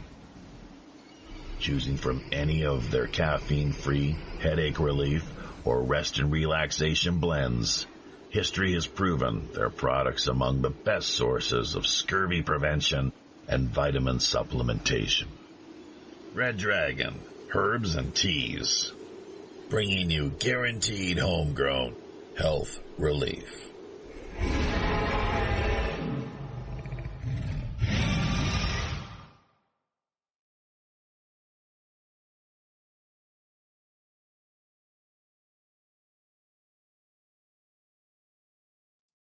All right, we are back. Red Dragon Herbs and Teas bringing you guaranteed homegrown health relief. It is the second part of this week's show, episode number 343, World Pirate Radio News, with yours truly, the Robin Hood's Chief Communications Officer, Jaffe Ryder. WPRPN.com is the website you want to drop by and take a look at. So here we can hopefully work on reconnecting with the gang, as it were, and see what they've got going on here. Alan's had to check out. Looks like Roger will be back. We might have, who knows if Robert Morningstar is around. He often does make it to the second portion of the show. It all depends on his schedule and energy level, though. So let's have to see, play it by ear. Mark Edworthy. Alan is out of the picture, looks like. And these others, not so sure. Just a few more. Sonia Galactic. She might be on the road off to Fort Worth. Roger, you're back there. Hang on a second. Let's see if your channel's open. Yes, it is. You're back, Roger. And Mark. Yep. Who else do we got Yeah. there? Maybe Harpo, Yvonne. Make sure you turn down your speakers there, folks, or, you know, the monitors that you've got in place, and whether YouTube or what have you, and so we don't, with the There he echo is. loop feedback business. Is that Harpo? Hello, Yvonne. Yvonne's there. Yeah, what's up? Hey, man, let's get you on camera momentarily here. So introduce yourself, if you would, Yvonne, there's bound to be some new listeners out there. Thanks. Hi, everyone. My name's Yvonne Melanthon. I'm in Canada on the left coast, Cascadia, Coquitlam. As Jaffe alluded to, I'm an interfaith pastoral counselor. If you're feeling down or depressed or anxious, want to talk, first half hour is always free. You get more information at harpo.ca, HARPO.ca. That's Oprah backward. Huh. And remember, there's hope. Get a hold of me. And reasonable rates as well. We're available via Teams video or Messenger video. Thanks. Great. Okay. How have things been going this week? Any we've got Canada here is in the spotlight. We're trying to focus on Canada and its issues, challenges that's currently facing. How I would argue it's really being mismanaged and poorly governed. If we were to give the government a report card, if I was at this point in time, I mean, look at the ostrich situation in Vernon and Edgewood. Like that's an F, obviously. And the economy, immigration, rising crime rates, and where does the buck stop? Where do we draw the line? Who's responsible? Who's going to take responsibility for this? It's all a bunch of bullshit, frankly, and they could be doing a lot better. I mean, Jesus. Great. So, but we did give you a shout out in the first part of things, and Sam Cooper as well. Michael Yon. Cool. Yeah, and Zane was talking about Michael Yon, and we kind of compared the two, Sam Cooper to Michael Yon, with the investigative work they've done. Very, very courageous. Very highly intrepid. Yes. So, anything? I'm just cooking late breakfast here. Okay. It's kind of bangers and eggs. Bangers. Yeah. Bangers and mash. Yeah. Bangers and mash. The Brits love Mark. Have you met Mark yet to this point, or? I don't know. I think we've met on a previous. I think we've met on a previous show. Nice to meet you, Mark. Hi. Yeah. Hi. Yeah. Hi. Sorry. I think we've met before. You guys doing okay? Yeah. Across the puddle? So. Political situation's not great here, but always look on the bright side of life. Did it. Indeed. Always look on the bright side of life. Did it. Yeah. I'll talk to you a little later. I'm cooking. Are you taking off? Okay. So how does that go? That's the life of Brian, isn't it? Yeah. In fact, I referenced it in one of mine and Roger's chat sessions. Mm-hmm. Can you sing it? Sing it for us. Yeah. Don't ask me to sing. Just don't. You want to scare away your audience.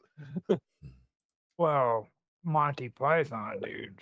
I mean, come on.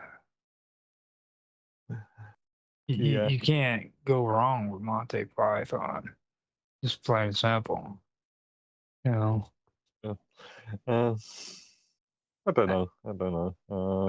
I stepped away for some coffee and stuff while he was on here, so I really don't know where he was at on the show and stuff. So whenever I got the call, I was just sitting back down to the desk. Yeah. So Where did we leave things off at? We were talking. Do you remember? Did it have something to do with the Middle East, maybe, or Canada? I mean, the we were U.S. talking about mainly slavery. Oh yeah. Oh right. yeah. Yeah.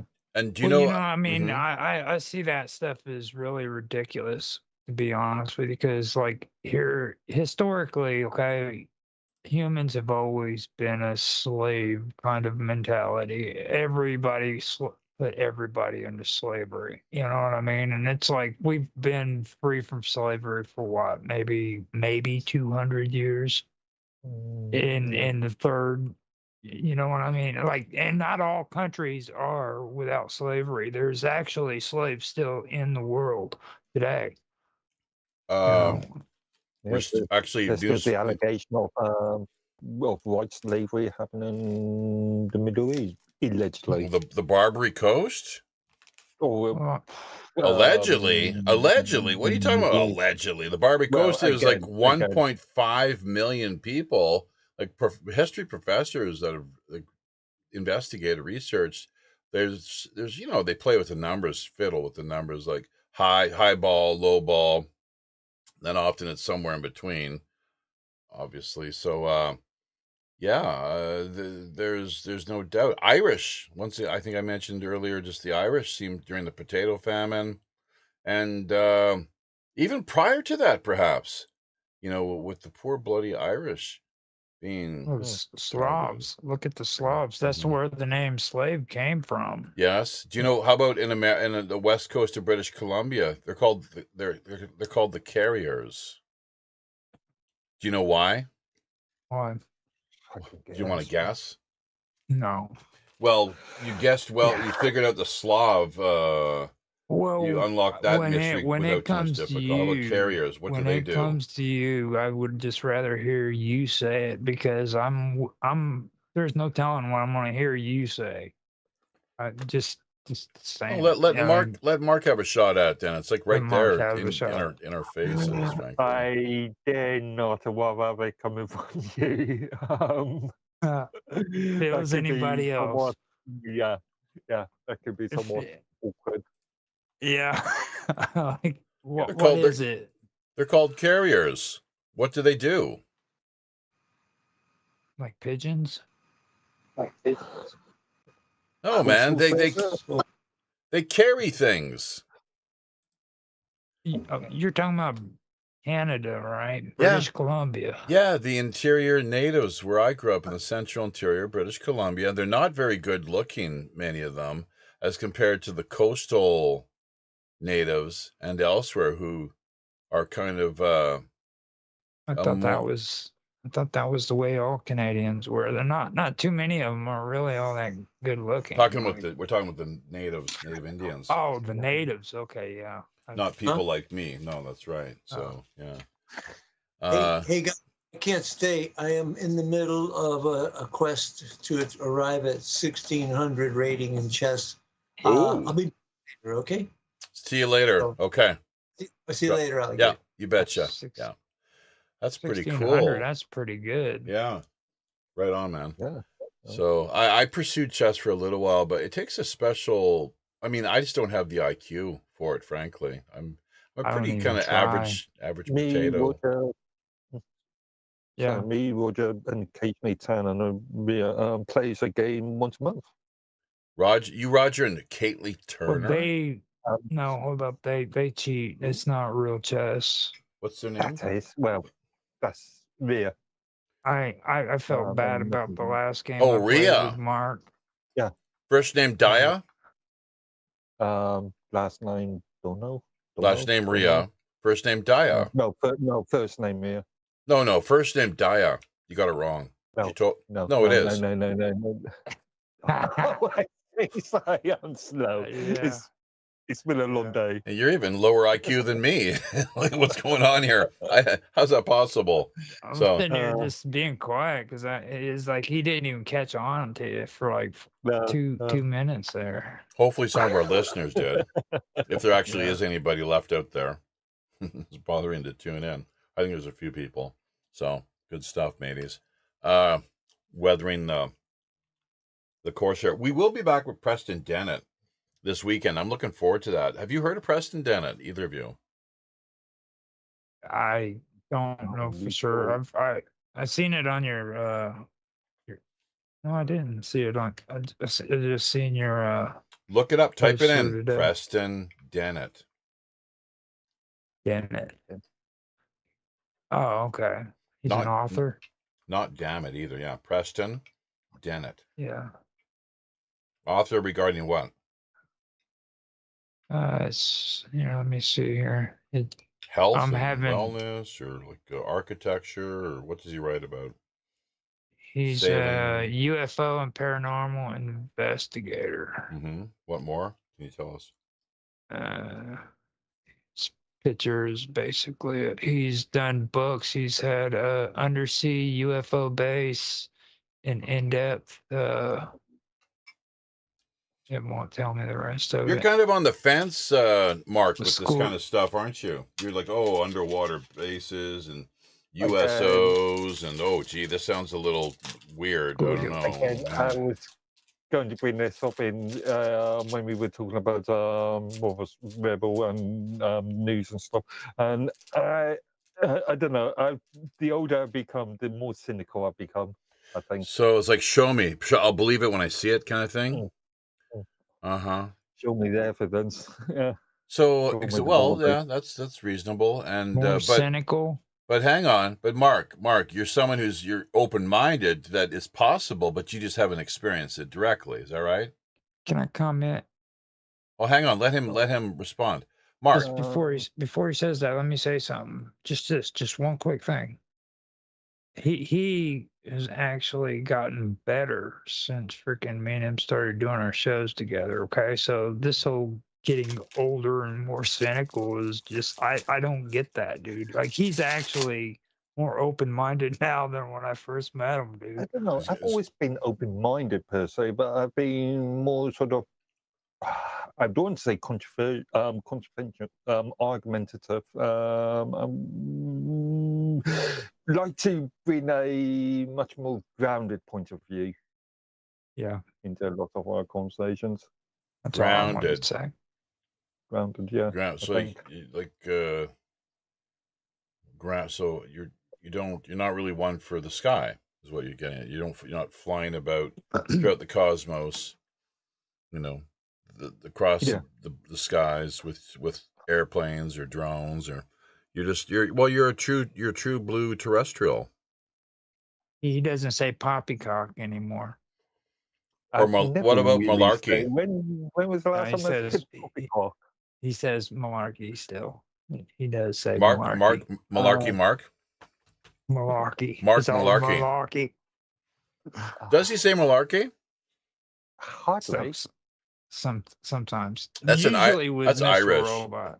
That's an Irish usually expression. With Mr. Robot, he says it. He loves to argue with Mr. Robot. And oh, really? When those two get together, it's all malarkey. Mr. Robot sort of, I don't know, to use a modern expression, triggers me. He's kind of like a younger version of you, Jeffy. Oh, yeah? I swear you two are like visiting the same freaking websites or something, dude. Because drinking the same water when we were raised from the same well. Reading the same materials. Banging the same chicks. Probably. Freaking Mr. Robot's a dirty dog, man. Well, I don't know about that. That's private life. But as far as his intellectual capacity is concerned, he blew me away, really, last time we spoke. We're trying to get him back on the show. We've talked about it. Remind him next time you see him over on, was it Element? Is that right? Yeah. Element, yeah. So that's the only place we really even cross paths from time to time. Say hi, how's it going? I'd leave a post. Do you give a response to something one of you guys have left there? Tran, I don't see much of Tran. He's there kind of lurking about, but maybe he's busy with his family or whatever. But hey, remind Tran of the Christmas campaign. He was really good last year. I don't know what he did exactly, but other than he showed up, he was curious and So you tell them that the Catholic angle is fine. Jesus believing, Jesus not believing. If you're all about Santa and the reindeer, that's all right, not a problem. If you're about none of that, if you think it's all bunk, but and that's the thing, we're challenging like the Satanists and the people that are just like talk about cynics and Grinches, as it were. It's a one day of the year, one day, because we're selfish creatures. Have you noticed? We're all about ourselves. And the thing is, when we get to the point where we can care for ourselves and we can provide ourselves with sufficient resources, food, clothing, shelter, and love, that what more do we really need? What material things, if you haven't noticed, they don't really make people happy, as it were. It's a fleeting sense of contentment or happiness. But the point is, when you have the resources and the ability, of which I did not back in the day. I was even homeless myself for a couple days years ago in Vancouver, and that's why I guess in some ways, that and the fact of how when I was younger we had great Christmas time together as family.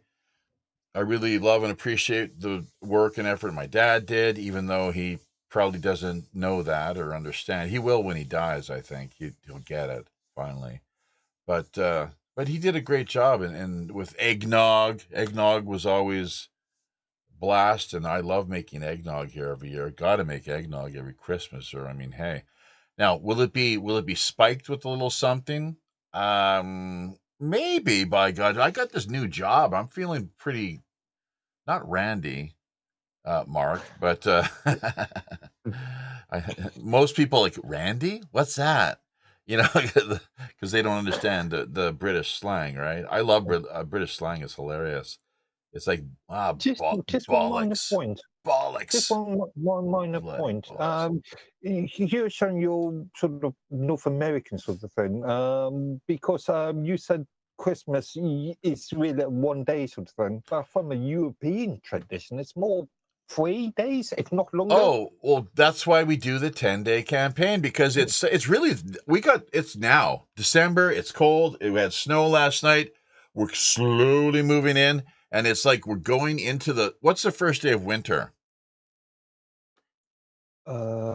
December I know it's in no. December. It's December just before Christmas. I know that much. It might Uh-huh. be Christmas Eve, actually. It You're depends on your close. connotation of what winter No, is, because I would argue no. that the end of daylight saving times. Actually, Zane said the same Winter. thing. And David Smith, 9189, have a beer. Who ran slave trade by December the ethnicity and religion. 21st. Yes, December 21st. That's the winter, what is it called? Solstice. Right. Solstice. And then you have the summer solstice, spring and fall equinox. So this is really, I'm really down with this, and with the Korean students I work with here, and I had my adult class earlier today, and I'm working to keep that job. But we had a high-ranking official come in today and observe my class.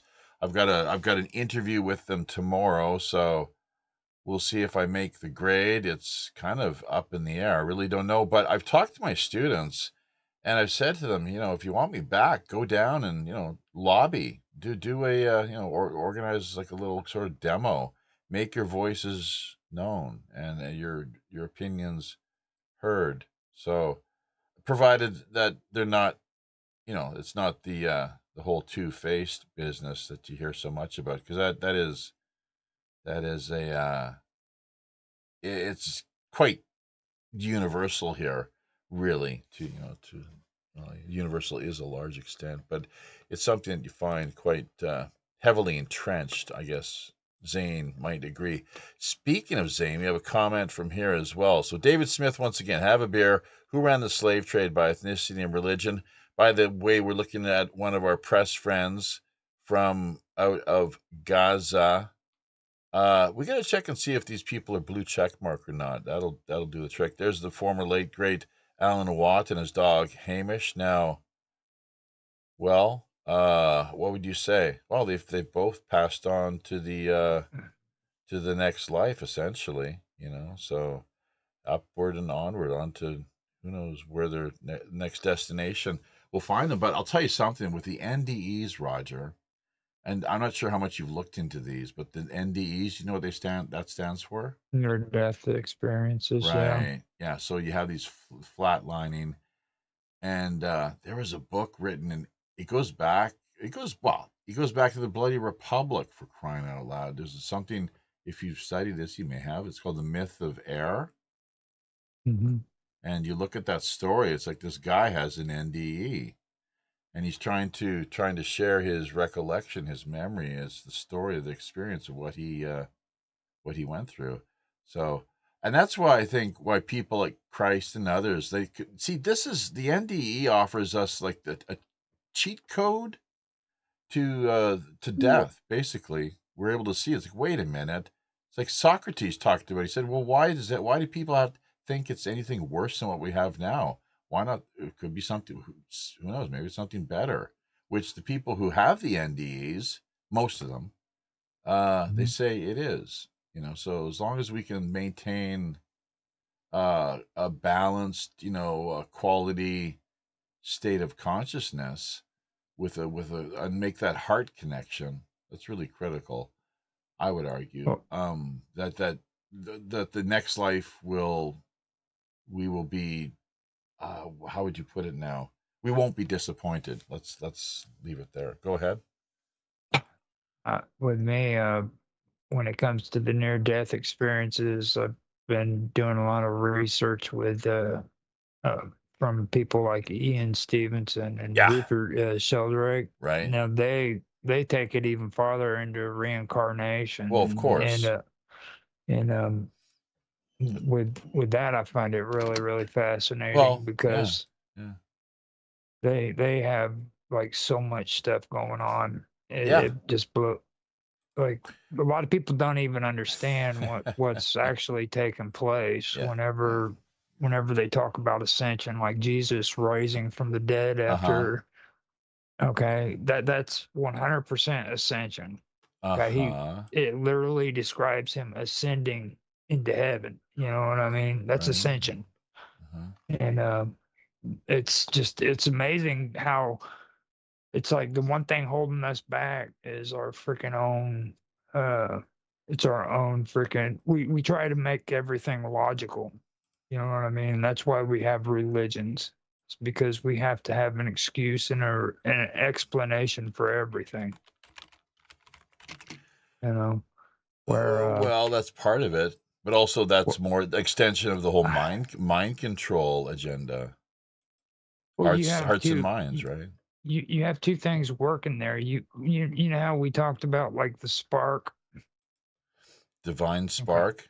right? The divine spark. You have the divine spark, which is the inspiration that allows ascension to ascend, and then you have the the the law, you have the morality, you have the religion, you have the structure. Okay, and they both create balance. Without one or the other, then One more time. What creates balance? the spark and the structure, which is religion, law, stuff like that. So you have the spark, which is ascension, which is on this side, one side, and then you have religion, you have structure, stuff like that on the other side, and they create balance. Because if you didn't have one or the other, it would all fall into chaos. Okay.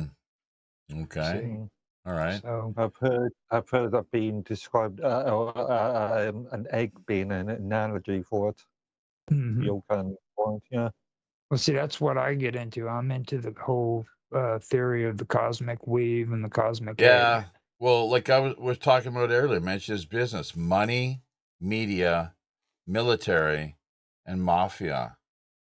With and now it looks like with this rapid deterioration, disintegration of society, essentially the ties that bind, with the economic with the lifeblood and the structure to the economy, largely because the value of the currencies, really, and being rapidly named. What I'm looking at mostly is the American dollar and Canadian. I'd imagine too taking a heck of a beating, but yeah, the rapid deterioration of value of the fiat government issued, pretty much worthless paper money,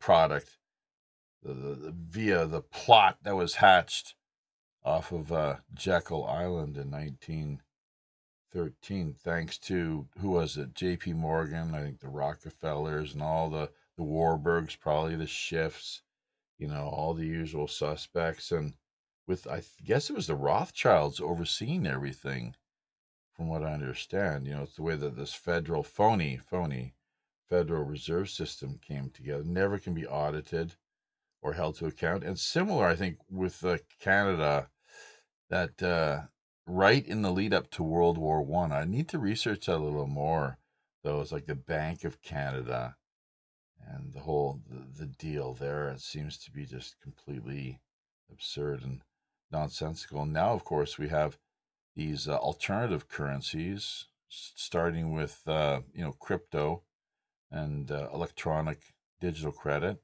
But one thing the governments hate, besides crypto and digital, because if it falls out of, if they're no longer able to control it, it becomes a problem, obviously, because it's all about control. Everything is under control.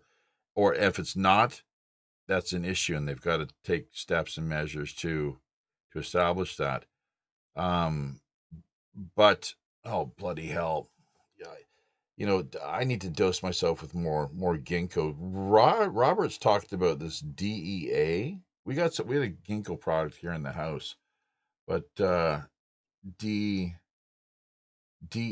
and Longevitix, which I think might impact and affect the telomeres that we have, as we age. But because I've got with the DHEA, I think that's the one where it helps to clear up the mind fog.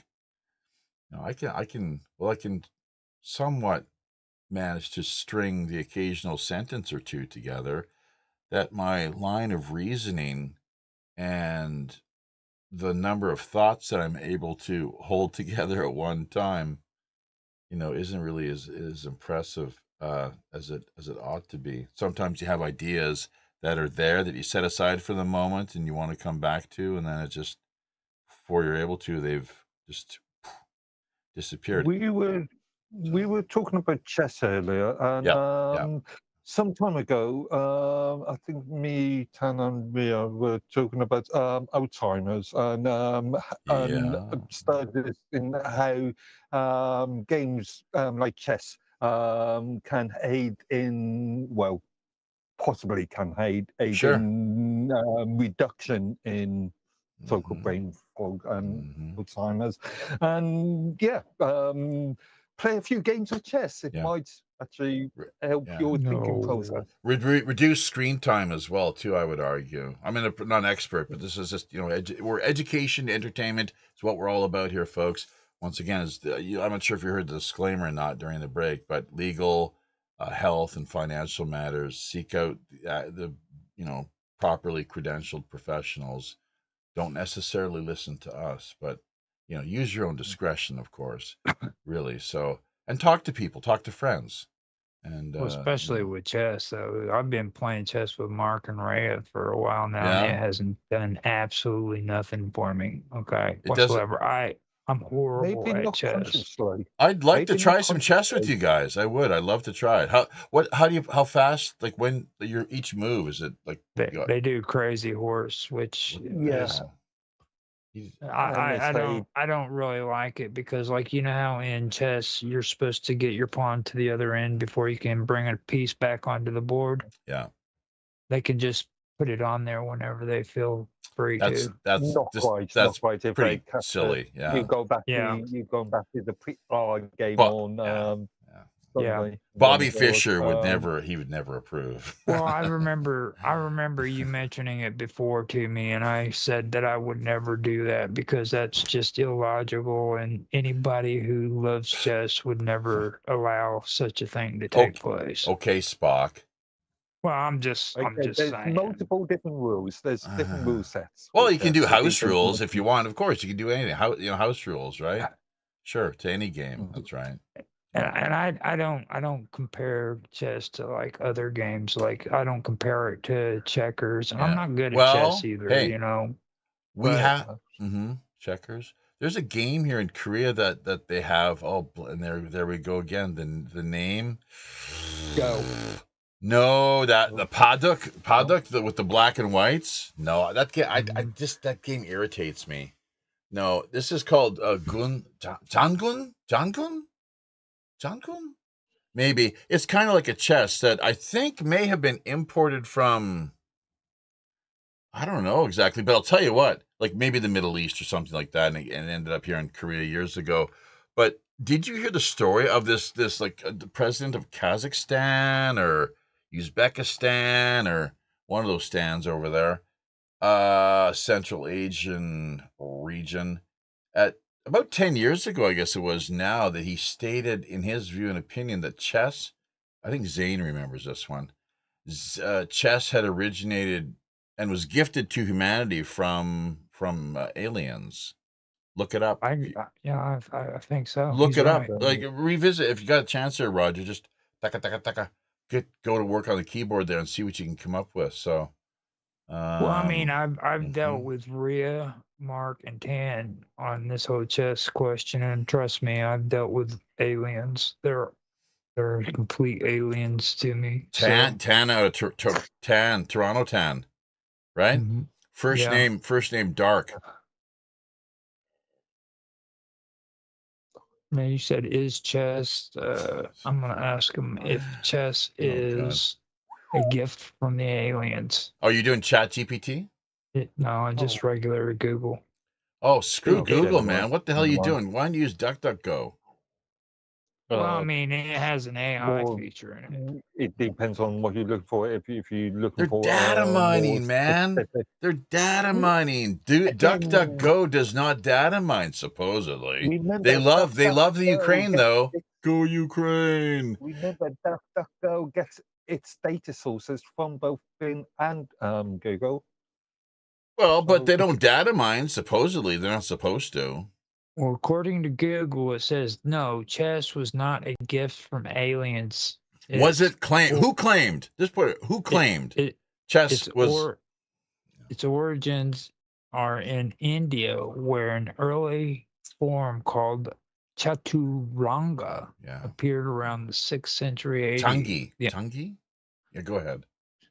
Korean version. The idea of an extraterrestrial origin for chess is a theory popularized by former World Chess Federation president Kirsan Ilyamashivanov. There you go.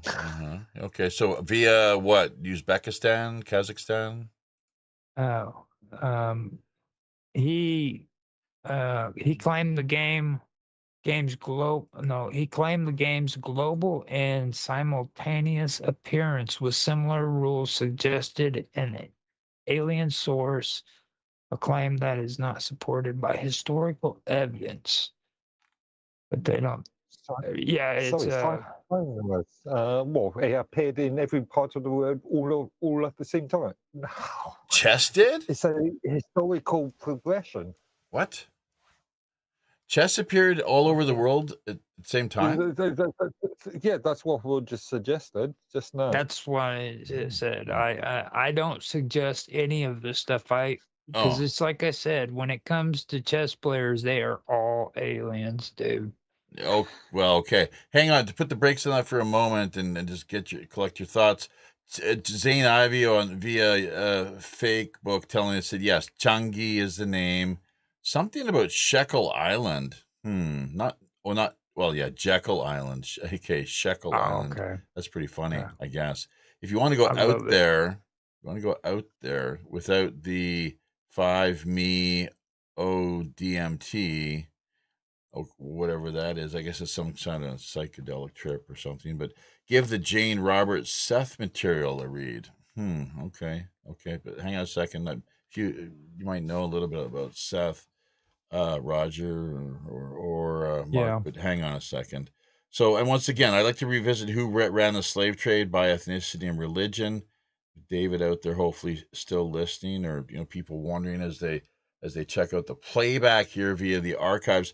One day a year. I thought it was 12 days a year. Have I been fooled by the carols? Well, yeah, that's right. I mean, what I was saying is just that one day a year, people who are so cheap and selfish, they can take the time, make the effort to do something for somebody else, whether shovel their driveway, or go out and help with soup kitchen or homeless shelter, or just whatever, but get more engaged and involved in their community, or give us a call, drop us a line and see what we can do as far as putting you in touch with somebody, because that's kind of one of our jobs is uh, you know Christmas fixers, essentially, so that we can put people in contact with one another from around the world. If there's folks, for example, in Illinois that are in need of something or another at Christmas time, single mother, couple kids, not much cash, not enough to buy her children any little presents, or whatever the story might be, that we can get in contact with Roger here, for example, and ask him, hey, we got a lady in Chicago, let's say, with a couple of kids. She sent us pictures, told us her story, sent us pictures, and they match up with what are on her Facebook and so forth. It seems like she's legit, or maybe we've known them for a while and they're kind of down on their luck. And we work on putting them in touch with one another. Roger knows of someone in Chicago, perhaps. Let's say hypothetically, right? So it's like, yeah, I got a friend in Chicago, and I think they might be in a position to do something. They, either drop by and with groceries, perhaps show up at the lady's doorstep, or meet at an agreed upon location where a safe space, as it were, in public, and you know offer that's where the groceries, let's say, would be delivered, or clothes, maybe blankets, toiletries, toilet paper, towels, toothpaste, washcloths, blankets, things like that. Just use your imagination, folks. Ask them, well, what do you need, how can we help you, and then let's see if we can. It's like the haves and the have-nots, and putting more of the haves in contact with the have-nots, so that we can do what we can in order to make their Christmas a little more happier. Because one of the things that we do each and every year, of course, is we're here to search for the meaning of Christmas, seeking out the true Christmas spirit. Where and how we can find it, through who, whatever means. But in addition to that, it's a light in the darkness as well, a spark, as Roger alluded to earlier, that we strive to ignite and to keep lit throughout the course of the 10-day campaign, and even then some. During Boxing Day, actually, I guess now this is something else you might be interested in researching, Roger, along with the story of Santa Claus, which I know gets you really excited. Uh, but Boxing Day and Saint Stephen, as he Yeah, and was Mark already did that. well, And, as he was known, Saint Stephen, and that's where we have clothes runs yeah, and things where because Boxing Day, they people neighborhood drives, basically, not like actually, it was drive-by shootings, but drives where you it campaign in your community, go out and try to collect items and things for the was Manidi. Was it me? Was it me and Mark? Mark, was it me and you that did that, or was that last year with Jaffe? You might Which do it. like, You guys might have done it on your own. Are you maybe. gonna be? Are you gonna be able to live stream before we go on? Like, cause we're going late here at 11:30, which is. Oh no, that'll be you. If anything, you'll want to go after we're done. Actually, probably. That'll if you're available, because like we're gonna be doing usually most of the streams that we do. There might be an exception or two. They're gonna be here at 11:30, so that'll Yeah. be 6:30, I think, out on the west coast of the Americas in the morning, or 7:30, and then of course 9 or 10:30 via the east coast, Montreal, New York, Miami, that sort of thing. So yeah, there we go. Any thoughts, comments, anything more you like to add to things? I pretty much learned to just wing it when it comes to you and this OSS. Operation Secret Santa. Operations. Yeah, I mean, plans don't really get planned, so it's every time. Like this will be the third time, and both the times before that, just best thing for me is just to get a copy of your commercial thing and just go from there. Look at what's going on, use it as a template. Yeah. Well, look at things, what's going on in your community too. That's what I would advise. See, like, what's going on, what we can promote, what we can talk about, who we can contact potentially, bring onto the show, maybe. Mm-hmm. Whether it's a talent of some kind, musical act, or maybe comedian. I'll tell you one thing I'd like to integrate into the campaign is celebrity signings, like autographs, that we could auction off. David Beckham signing the back of what was his team, Manchester United or something, T-shirt. So that might go for we could and raise funds through that. So get one from David Icke. Well, call him up. Exactly. That's right. Mark would probably be a better candidate because he's more professional than I am, and he's right there in England. So okay, and Harpo is right here with us again in Coquitlam, British Columbia. Welcome back, Yvonne. How was your lunch or early breakfast? Thanks. Yeah, it was kind of like a upper evening meal. It was good. It had sausage, eggs, and sourdough toast. It's good. Are you chilling in your bathrobe right now?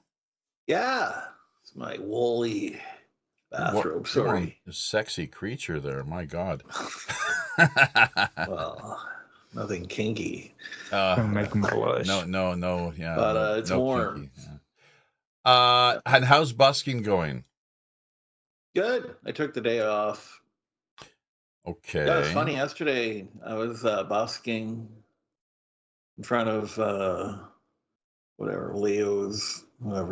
Papa Leo's Pizza there. Again? Yeah, that's your place? Yeah, that's my place. And there was a guy, he went in the liquor store, came out, and he went back into his truck, whatever.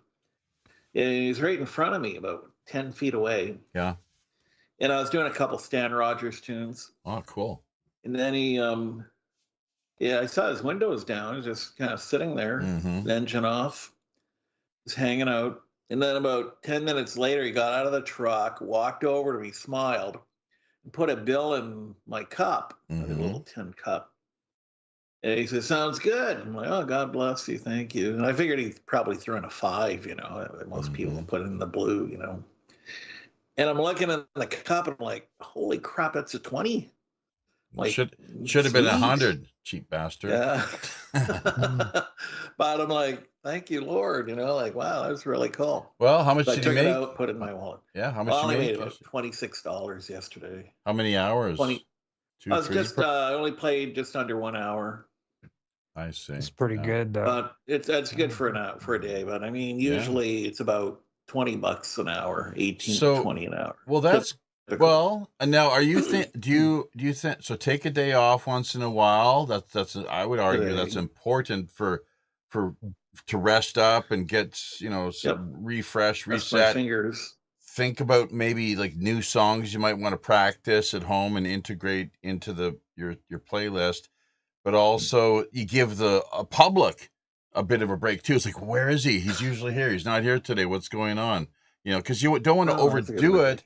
Familiarity breeding contempt. Have you heard that expression? What do you mean? Familiarity breeding contempt. Oh, okay. Oh, I see what you mean. I'm only there 1 to 3 hours, and they're only coming into the either get pizza, booze, or the bar. Yeah. Typically. Pizza, beer, or a lap dance. I'll tell you something, dude. I know how Not one of bastards those can bars. I know how you can double your money. Okay. Play hard at Mr. gold continuously. No, Mr. Bean had it down packed. On one of his sketches, what he did is he needed money to give somebody who was playing, so he took a handkerchief and he put it down, and then he started dancing next to him so that somebody would give him change. So he picks up the change after somebody drops it on his handkerchief, and he puts it in to donate to the guitar player. So But what you do is you. But he doesn't really donate, probably. Cheap. No, he did it. Mr. But Bean really did. Yeah, he did it in it. But my whole point is you just get somebody out there while you're playing that sits there over a handkerchief on the ground and just do a Mr. Bean dance, and I guarantee you'll make money. Don't even play music, just do a Mr. Bean dance? Well, yeah, he's got to have music to dance to. Oh, okay, gotcha. All right, that's cool. Look into that, man. Like you could use that as a bit, because this is your hustle. This is your street hustle, man. You know, really. Yeah. Well, it is. So good. Because it's like Benjamin Franklin talked about, he said a lot of things in the course of his life, I guess. But one thing that really jumped out at me, I was reading recently, is never should we conceal our talents. If you have an ability, I don't know about show it off necessarily, but don't be shy. If you have a talent in some area or capacity or some regard, do it and do it well. Let the world see it. I sing like hell. I remember once I was busking in Fredericton back in '88. I was working at the youth hostel and summer job while in college, and I'm busking in front of the Cosmo, the local meat market, Saturday night. And people are throwing bread in. It was like $60-$80 in like 2 hours. It was really good. Oh, good. But it was just pandemonium, fights breaking out. The Canadian military are up from Gagetown. They're in the mood to fight. All right. It's just, egos galore. And then one cocky bastard came up to me and he goes, "I'll give you $20 if you stop singing." Yeah. I said, "Screw you, buddy." Hey, And if you're he going walks away. home, my friend says, "Why don't you just take the money and go down the street?" Yeah, it's not a big deal. Yeah. But I got the 20 today, so there's karma for you. It took a while. Karma That's right. Burn. Well, and that's the thing. Sometimes karma. They say it's like the Bible. You reap what you sow. And it's sometimes the karma takes a while to ripen. It's not always John Lennon instant karma, right? But sometimes this is what they teach us, at least in the Buddhist tradition. It takes a while to ripen. It could be many lifetimes. It might be instant. It could be tomorrow. It could be just multiple lifetimes. Karma will catch up with us. Back then I had my Jufro. It was really great. Ooh. Haven't seen that one. So I didn't know you're Jewish. I'm not. You're a French Jew. But hey, you're kind of like Jesus is Jewish. I follow him. So Leonard Cohen. Yeah, well, that's what some people say. He's a Jew-boo. That's right. Well, that works for me. Jewish I think. Yeah, Buddhist. that's right. Yeah, he was one of the world's first Jew-boos. Yeah. Yeah, and you're a Jew-boo-boo. No, I'm kidding. Wow, maybe Jew Babo or who knows what the hell. No. Jew-boo. Yeah. No, but and that's what good. Leonard Cohen was. Leonard Cohen was a Jew-boo, I guess. So he was in tight with Chabad Lubavitch. Not a good outfit, frankly, but he had that cool stage persona with the kind of like a Jewish mafia, basically, is, you know, with the Yeah. fedora and the Yeah. suit and I always yeah. thought Leonard Cohen was Catholic. No, he's Uh, Jewish. You listen to a lot of his But music. he's it's very quite- multi-faith as well, you know, in many Yeah. ways. So, which reminds me, who were then, going back to the transatlantic slave trade, what was this special religio-ethnic group that really were a lot more dominant and top of the food chain than most people realize when it came to transatlantic, international human trafficking, sex trafficking? Pagans. Nope, nope, no. I Well, I don't know. mean, You're going to say trans- Jewish. That's not If true. you look at Look at European, you got Atlantic no, specifically, actually it Going is. the wrong People are direction. blaming Wider. Jews for everything. Why not? Jews of the Jewish Pirates of the Caribbean. Look up. I got a copy of the book right here. It's called Jewish Pirates of the Caribbean. So very Sephardic. Right out of the Netherlands. You know. So not just The saying to be dominant slave mean and traders was actually from the Middle East. Like what they used to do to their black slaves, they would castrate them so that that they was wouldn't the have Barbary babies. Coast. Yeah, that was the Barbary You know, Coast. it's like freaking. It was. They're I really mean, bad. Hey, do you know where the harem? But Do they you know need to go harem? across a puddle. Where did the harem? Yeah. Those ladies, the women. How did that start? Apparently, you know how the story goes. The harem, how it started. That They're tradition. kidnapped from Ireland. Yeah, and man. brought It's like to they're Barbary kicking all Coast. these white women, and it's like, oh, Slobs, great. You know, a lot of the these. Slavs Here's too. okay, whatever, man. It's like, hey, look, here's our meat. It's like this different exotic color. You know, it's like there we go. So they were Europeans that they'd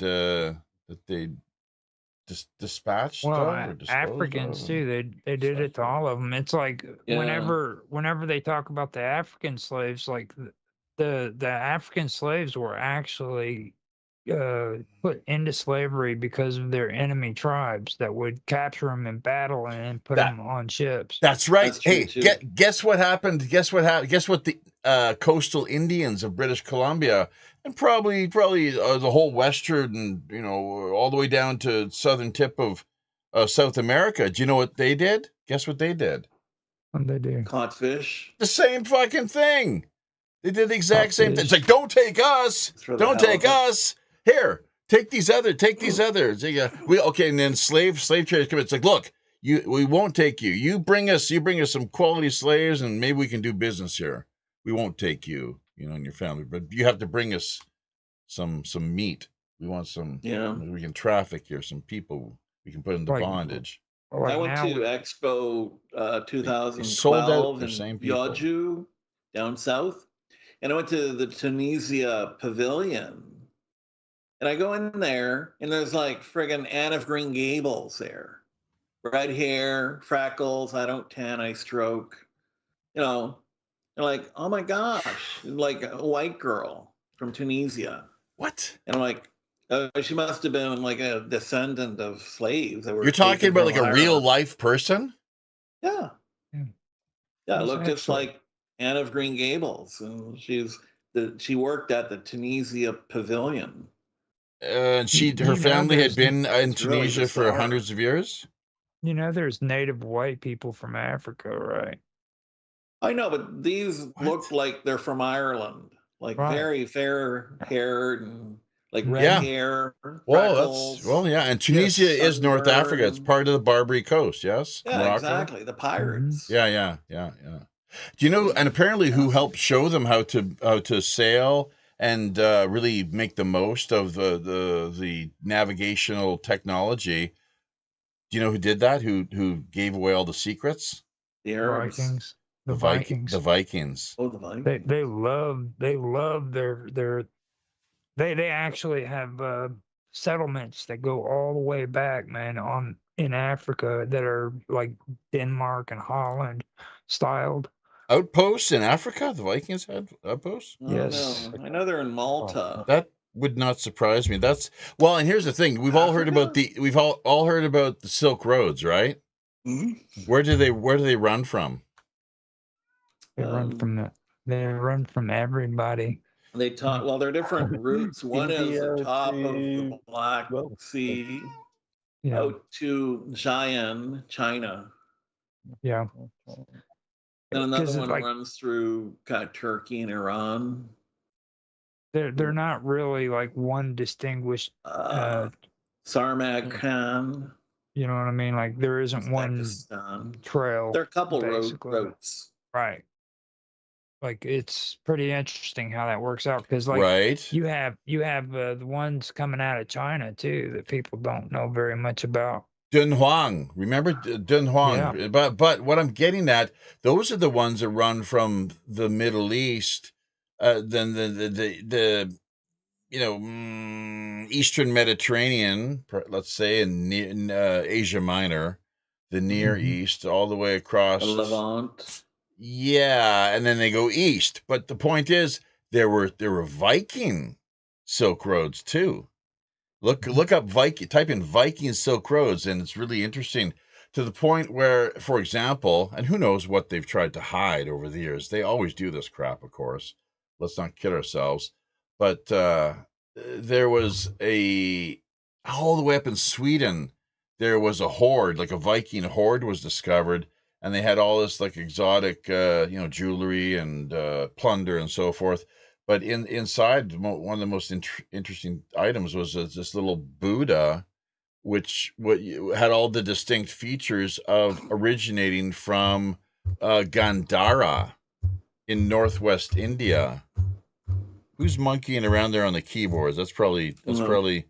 There we go. Monkey around all you want with it muted. There you go. So, but yeah, the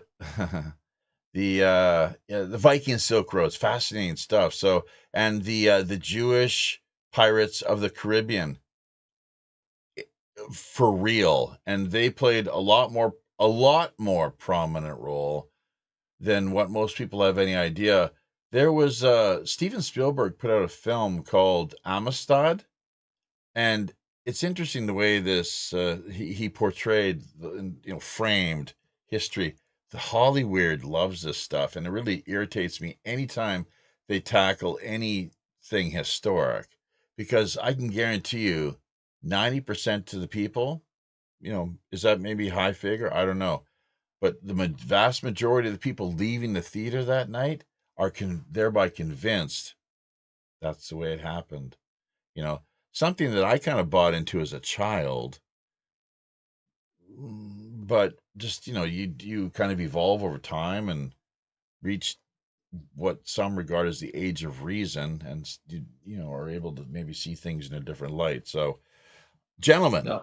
we have only a few minutes left. We have Preston Dennett coming up here this weekend in the featured guest capacity. It's the same time, only the days have changed, as with the news that we're going to try to work on doing on a routine basis as we had before. Only now it's Thursday here in Korea, Wednesday night in the West. Our feature show will be Sunday night, same time, 8 in your region, your part of the world there, Yvonne, 8 p.m., 11 out on the East Coast of the Americas, and 1 p.m. for the time being, at least, here in Tokyo and Seoul time zone. So we got less than 2 minutes. Let's hear from Nice each to of meet you, you. Mark. You've never met him Thank you. before? You Yeah. forget? Yeah. Not really. Again, I'm pretty sure we've met before, but Was it in black and white or color? Yeah. Can't remember. Harpo.ca. Harpo.ca. First 30 minutes free. Let's hear a little bit more about that. Give yourself a free plug there, Yvonne. Anybody have any questions you want to ask? No, we have little time. Give yourself a free Just plug. counseling, also life coaching. I mean, people, they ask about things like vitamins, sleep, anxiety, blood pressure. Just, I'm not a doctor, but I played one on television. Oh, there you go. Okay. Mark, just Medworthy over on Minds. That's the link that we got. yeah, We use. Minds.com under the username Medworthy. You're our web tech guy, and we got to get this Linux going. I got to send you the picture my wife took. She got the picture. We'll send it to you. You mentioned about that the other day. Yeah. So we'll see where we can. Hopefully, you can help us from there. And Roger Hansen on Minds as well too. So with the wonderful world of weirdness, is that right? Yeah, Wonderful World of Weirdness. Wow. You can also Vodka. you can also find me Rhetoric. on Live with Roger Hansen too. That's Mm-hmm. another one. And right now I've been doing the Storyteller, which is pretty cool because I've been editing for um 10 seconds. auto and them. So we've been doing the Quantum Gathering, and you Oh, can check Bob that Dub. out. Don't forget Bob Dub. Yeah, yeah. That's Love the the reason why Bob I'm Dub. doing it, because she had to leave for a while, and when she gets back, she's gonna hopefully take it over. But I'm editing while she's gone. Hashtag Operation OSS 2025, guys. Operation Yeah, Secret Santa, December 16th. So there we sounds go. good. All out of Where's time. Bob Dub these days? Is she okay? She had to go back because of family issues with her mom. And there we go. And we got tech issues with Teams, but that's okay. And that's a pretty decent note way to end things. It would seem so. There we go. That does it. Stick a fork in it. Since we're now into repeating history, let's not leave anything out. There was some person that was triggered early on. I'm going to publish this on Reddit. Well, that's great. Yeah, any publicity, any promotion is good, even if you're totally criticizing what we're up to here. If the person that he should be really writing about via Reddit is that lady we just saw there, Elena Freeland, and there's her Nazi grandfather, I believe he was. So they have deep, extensive, long-standing ties to the I guess is it the Aslov Brigade and the Nazi wing, essentially, base of Zelensky's supporters. And she was recently in the Ukraine, from the sounds of things, mixing and mingling, rubbing shoulders with Zelensky's number two man. She's up to her, well over her eyeballs in corruption. She's leaving the cabinet. It sounds like leaving Canada. Stéphane Guilbeault is out of, I don't know where he's off to, but he's as corrupt as all hell too. I mean, he's a guy that we've called out here, and I don't know why more people don't do this. What a bastard. Uh, and maybe I could end up eating crow, but this is one. He's a son of a bitch who was largely responsible for, if in fact Trudeau was not there quietly working behind the scenes, telling him he must let Jasper burn. But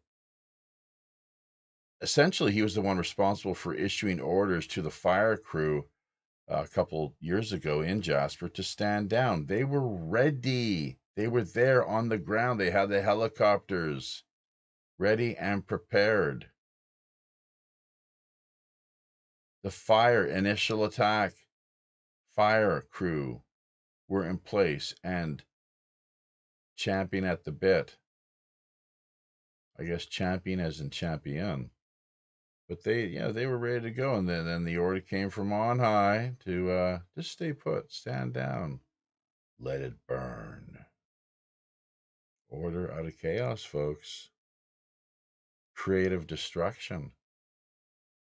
Someone, I guess, made a little bit of money as far as the insurance end of things was concerned, and like places such as Los Angeles, Hollywood, and Maui, Hawaii, to name two examples of some very peculiar fires were unleashed, and they were everything that did go wrong, it seemed, was allowed to. Any potential solution or way of bringing about a resolution to the situation was ignored. They could have proceeded with more decisive action in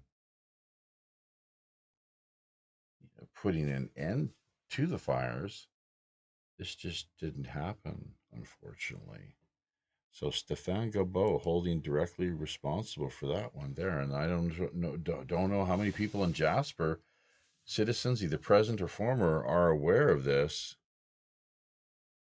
We're calling him out. Now, we may be wrong, but the word has it. Word on the street has it. So, and he's making out like a bandit as well, too. Part of the plundering operation, the public coffers, to which there are no checks and balances.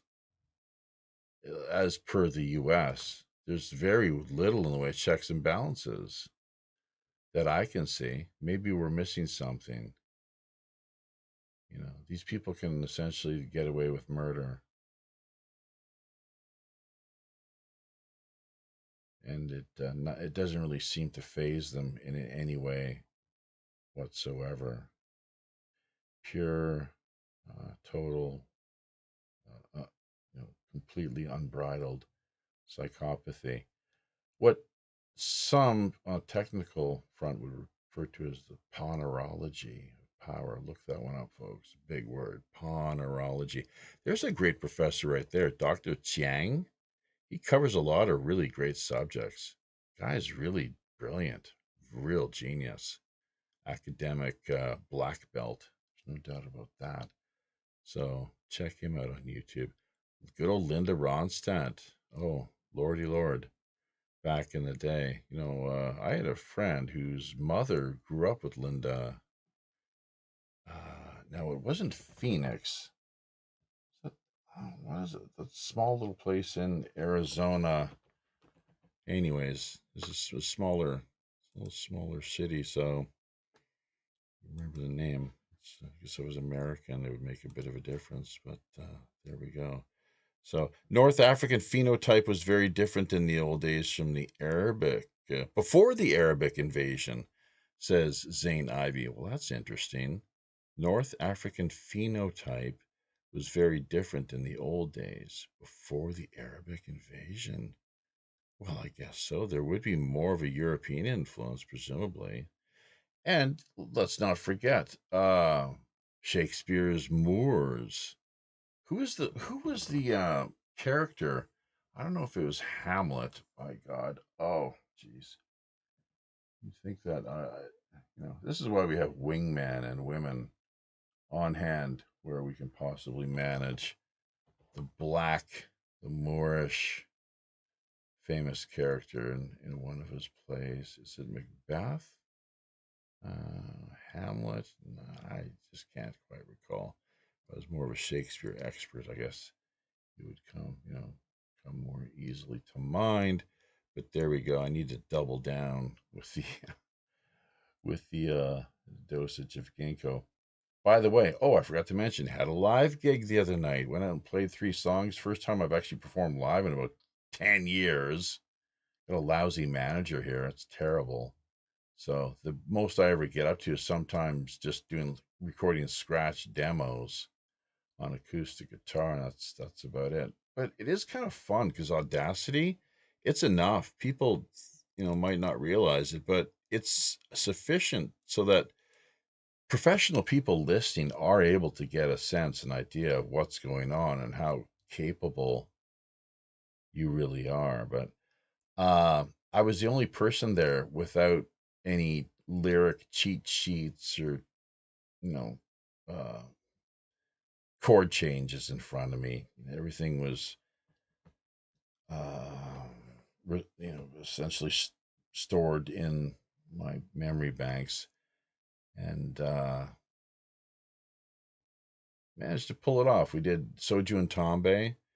The big Koreans get a big laugh out of that when we talk about soju. Is like their version of Orwell's Victory Gin. It's a kind of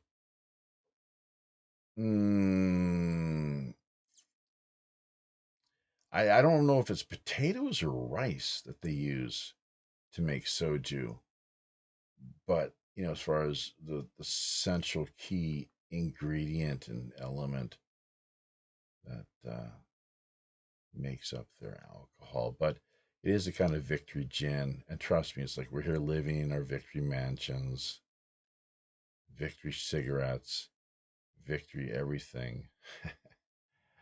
Oh God, it's incredible. And everywhere you go outside, you cannot walk more than 10 or 20 feet without being under some form of official surveillance. People often ask me, why do you carry that umbrella around? I guess the real answer, even though it's not raining, so they're really wondering what could possibly be behind it. It's rather odd. Although it comes in handy to block the sun sometimes when you're getting just a little too much of it. But yeah, it's to occasionally just a way of conveying discontent toward you know the fact that we're under this total constant surveillance, the full spectrum dominance, as it is known, essentially, military context of things. So, Jaffe Ryder here, last man in Asia. But yeah, wouldn't it be something if as what was taking place a number of years ago in Hong Kong, people of South Korea would employ more umbrellas when walking outside. Not that it's a bad thing. We shouldn't be getting sunshine. That's critical, of course. So just from time to time, and kind of demonstrating form of discontent, objection, I suppose, in opposition to the fact that we're what they've built. They're in the process of building up more of a prison planet. Technological trappings that surround us, the material trappings that we find ourselves immersed in. So, yeah, there we go. That about does it. I think we've run the course. Thank you so much to everyone who connected with us this week. Always a pleasure. Always a lot of fun. WPRPN.com is the website. You can drop by there, take a look at things, sign up as free.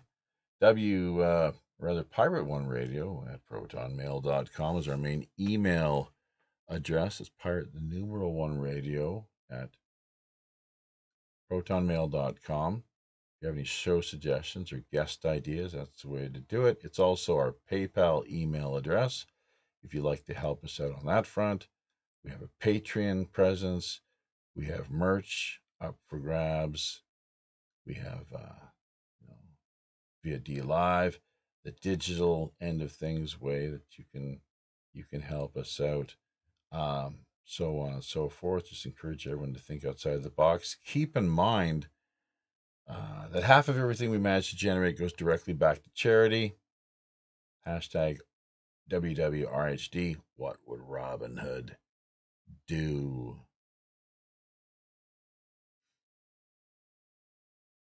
And there we go. So until we meet again via these high, often all too intrepid digital seas, I'm your host, as always, the Robin Hood's Chief Communications Officer,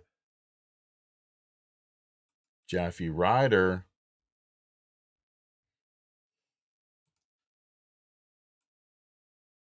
Hoping and wishing you once again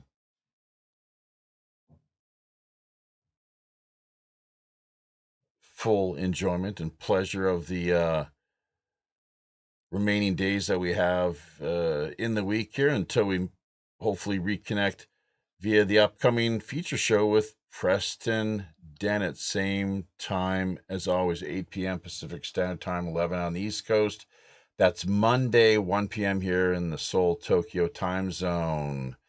Remember, as always, folks, keep your ear to the ground and eyes to the sky.